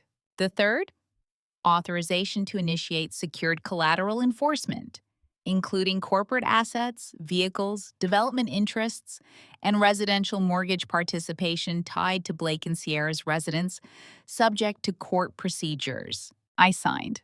3 signatures. That was all. Not because the pain was small, because the evidence was complete. Arthur gathered the documents. Diane witnessed. Security stepped closer. Blake looked at the papers, then at me. You can't do this. I stood. I already did. Conrad pointed at Arthur. We will challenge every page. Arthur nodded. That is your right. You'll destroy the company. No, I said. The company was already compromised. I am removing the rot. Conrad looked at me with hatred so pure it almost felt honest. You ungrateful little girl. There she was, the child he still wanted me to be. Little, grateful, quiet. I walked around the table and stopped near Blake. He looked smaller up close. Not physically. Men like him rarely shrink in the obvious ways. But something essential had collapsed. The entitlement was still there, but the world underneath it had moved. I bent slightly and picked up Sierra's wedding ring from the carpet. Then I placed it on the table in front of him. At Sterling Grove, he had thrown a DNA kit into my lap and called me another man's mistake. In that boardroom, with his fraud on the screen, his wife walking out, his father exposed, his mother crying, and his house tied to a loan I controlled, I gave him back the only truth that mattered. I guess I'm not the mistake after all. Then I turned and walked out. No slammed door. No shouting. No final glance back. I did not need one. Behind me, the Mercer family was still talking. Accusing. Begging. Denying. Collapsing. But for once, I was not there to clean it up. I had spent my whole life being treated like a problem. That morning, I became the audit. Consequences do not always arrive like thunder. Sometimes they arrive in Navy suits, holding clipboards. 3 days after the boardroom meeting, the asset recovery team arrived at Blake and Sierra's house at 8:06 in the morning. I know the exact time because Arthur sent me the report. 8:06 a.m. Not dramatic. Not midnight. Not in the middle of a party. Just morning light, trimmed hedges, sprinklers clicking across perfect grass, and 2 black vehicles parking in front of the house Blake used to call a reward for vision. That house had 6 bedrooms, 7 bathrooms, a wine cellar, a pool, and a closet Sierra once described online as my feminine healing sanctuary. It also had a mortgage structure tied directly to Meridian Crest collateral, meaning it was never really theirs. That was the part people like Blake and Sierra never understood. They thought possession meant ownership. They thought if something photographed well, it belonged to them. But money does not care how many times you post a kitchen island. Money cares who holds the lien. By 8:20, Sierra was on the front lawn in silk pajamas and oversized sunglasses, screaming into her phone while 2 men inventoried vehicles in the driveway. The Mercedes G-Wagon went first, corporate asset, registered under a Meridian Crest subsidiary, improperly assigned for personal use, towed. Sierra tried to block it. Of course she did. She stood in front of the vehicle with one hand raised like she was stopping traffic in a perfume commercial.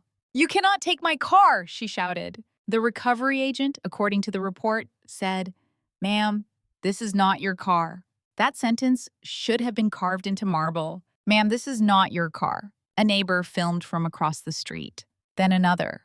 By noon, clips of Sierra crying on the lawn had spread faster than any brand partnership she had ever posted. The woman who had live-streamed my humiliation at Sterling Grove was now begging strangers not to record hers. I did not repost it. I did not comment. I did not need to. The internet did what the internet does. It devoured her. The same followers who had called me jealous now asked why her husband bought her a diamond watch with payroll funds. The same women who had written poor Sierra under her closet video were now zooming in on the G-Wagon being towed. People are loyal to a story until a better story appears. And Sierra had become a better story. Blake was arrested 9 days later. Federal agents came to Meridian Crest at 10:14 a.m. That time I heard from 3 different people before Arthur confirmed it. Office gossip travels faster than legal filings. They came through the main reception area, not the parking garage. That mattered. White-collar men always imagine they will be invited to surrender quietly through a side entrance, shielded by attorneys, photographed only if they consent.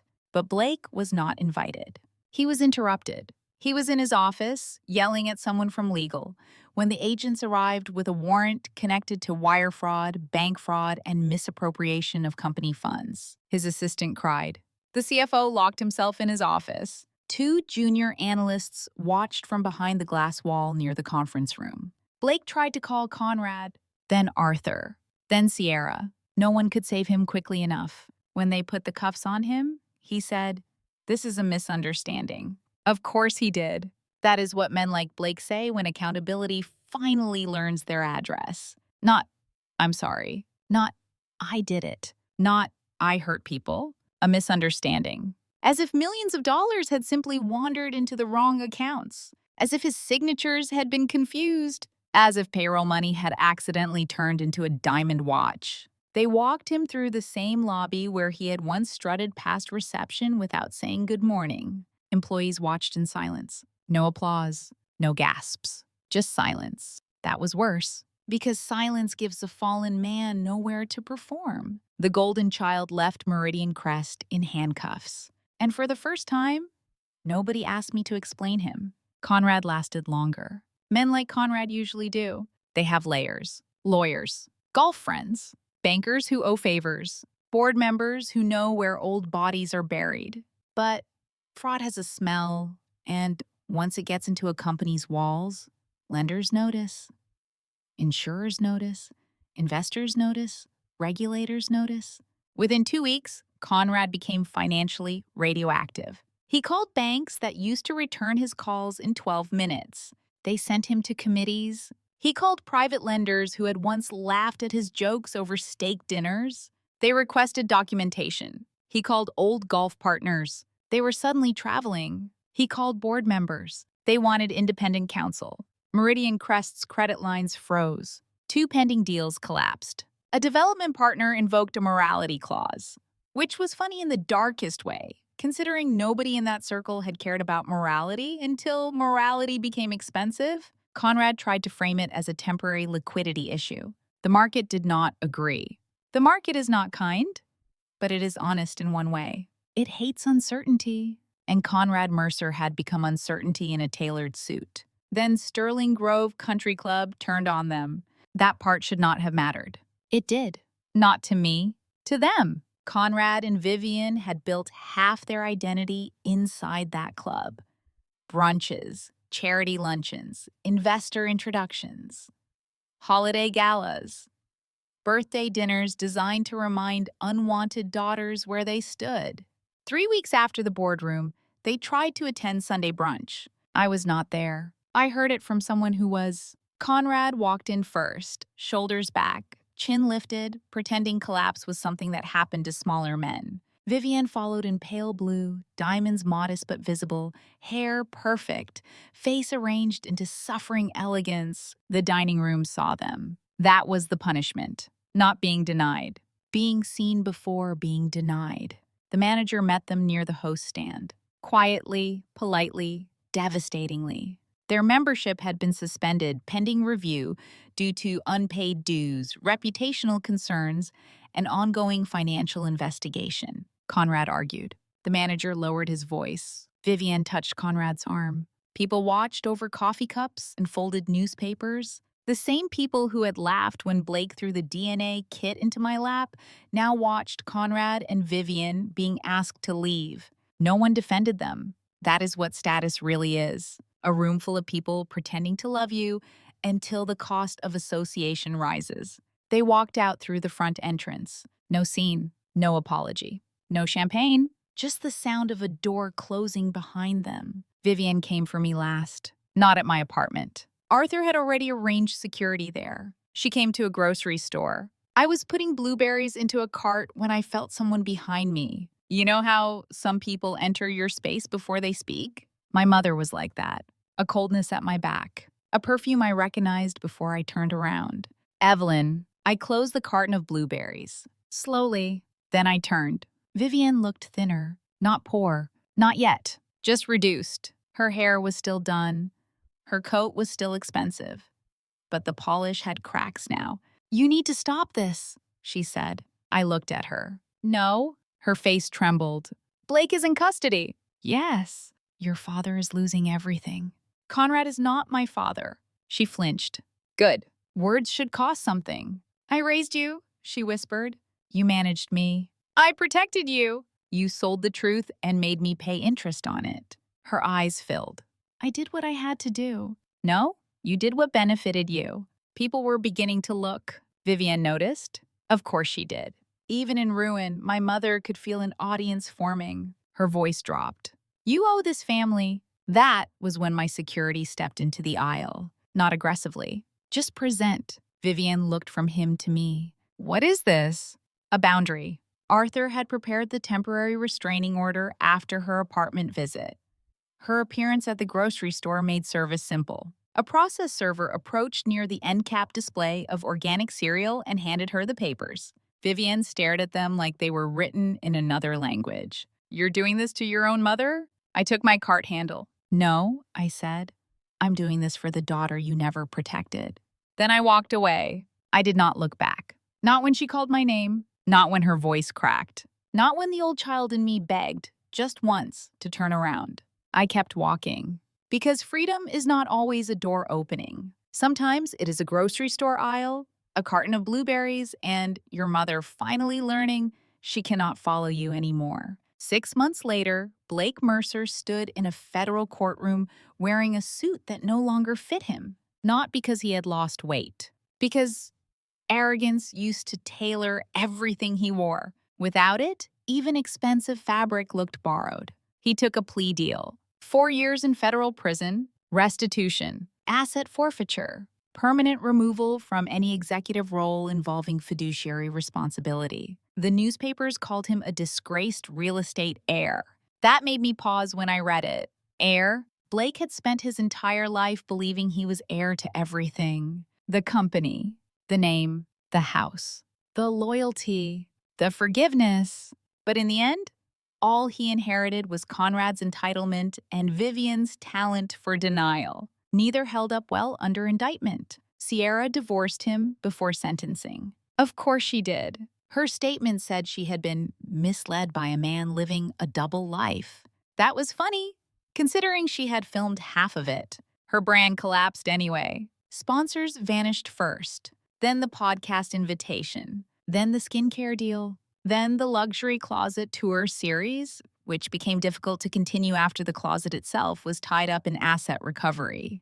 The diamond watch disappeared from her wrist. So did the G-Wagon. So did the mansion. Last I heard, Sierra was living in a studio apartment downtown, posting soft-focus videos about healing from narcissistic betrayal. People believed her less enthusiastically the second time. Conrad did not go to prison. That disappointed some people. It did not surprise me. Conrad was careful in ways Blake was not. He insulated himself, delegated recklessness downward, signed enough to look powerful, but rarely enough to look directly guilty without argument. Still, he lost Meridian Crest.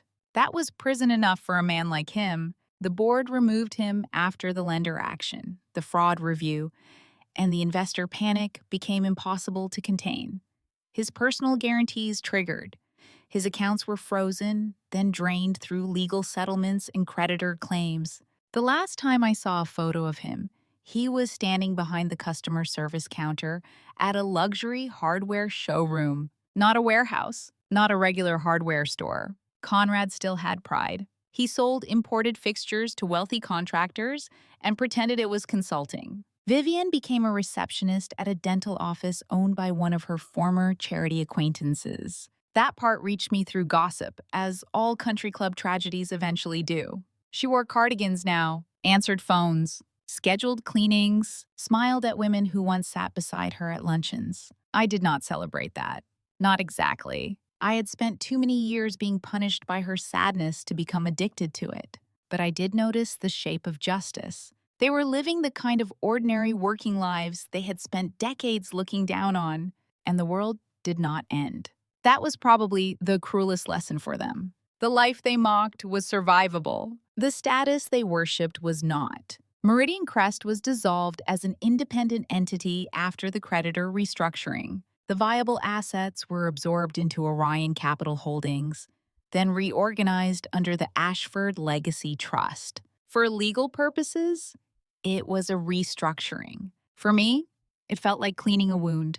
I did not keep the company as Conrad built it. I would not have known how. A company built on fear keeps rotting even after the people who caused the rot are gone. So I cut deeply. Executives who had signed false reports were removed. Managers who had looked away from Blake's spending were terminated.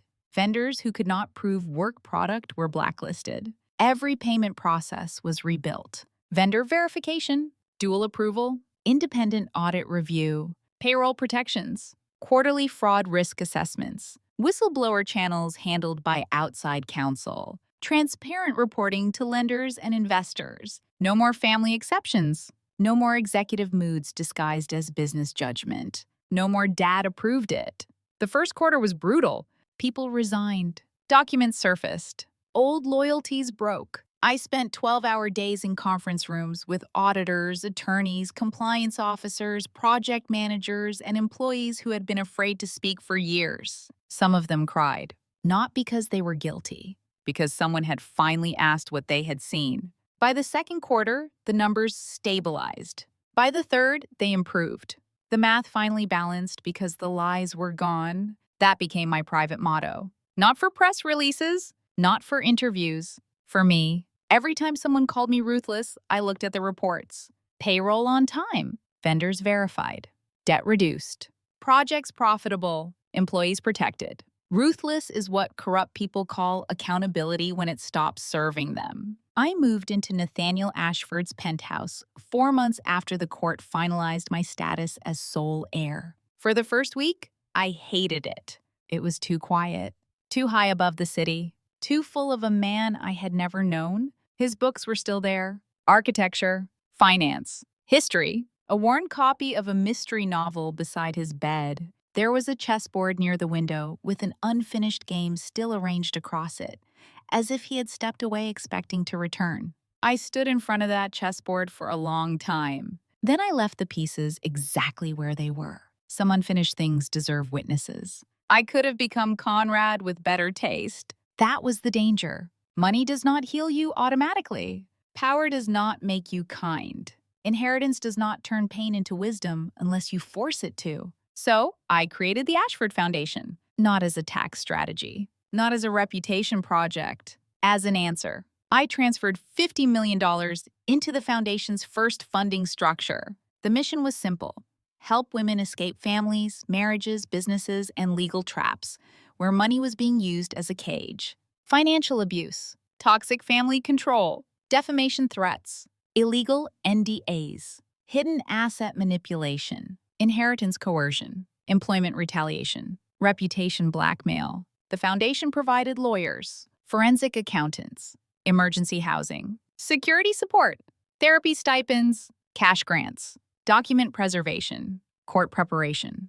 quiet exits for women who had been told they were too emotional, too unstable, too difficult, too dependent, too powerless to leave. The first woman I met through the foundation was 26. Her hand shook when she sat across from me. Her parents had emptied an account in her name, threatened to accuse her of theft, and told everyone she was having a mental health crisis because she wanted access to her own inheritance. She kept apologizing for crying, for talking too much, for needing help. Then she asked, "When I get back on my feet, do I have to pay this back?"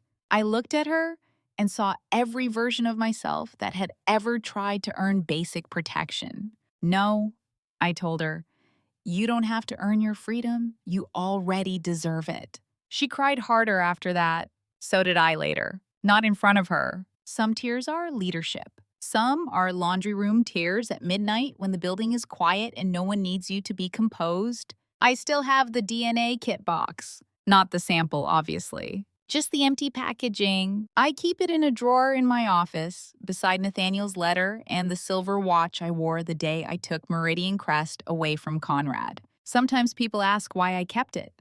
They expect me to say it reminds me of revenge. It doesn't. It reminds me that cruelty is often stupid. Blake thought he was handing me humiliation. He handed me a key. Vivienne thought silence would protect her. It exposed her. Conrad thought blood made family irrelevant if money obeyed him. Money told the truth. And me? I spent 33 years thinking I was the mistake in their story. I was not. I was the audit they never saw coming. Family is not just blood. I know that better than anyone. Blood can be hidden. Names can be stolen. Documents can lie. Family is respect, protection, truth. The people who use your pain as entertainment are not family just because they share a table with you. And the people who help you become free may be more family than anyone whose name appears on your birth certificate. So, if you have ever had a toxic family joke turn into the beginning of your freedom, tell me your story in the comments. Because sometimes the thing they throw at you to prove you do not belong becomes the first piece of evidence that saves your life.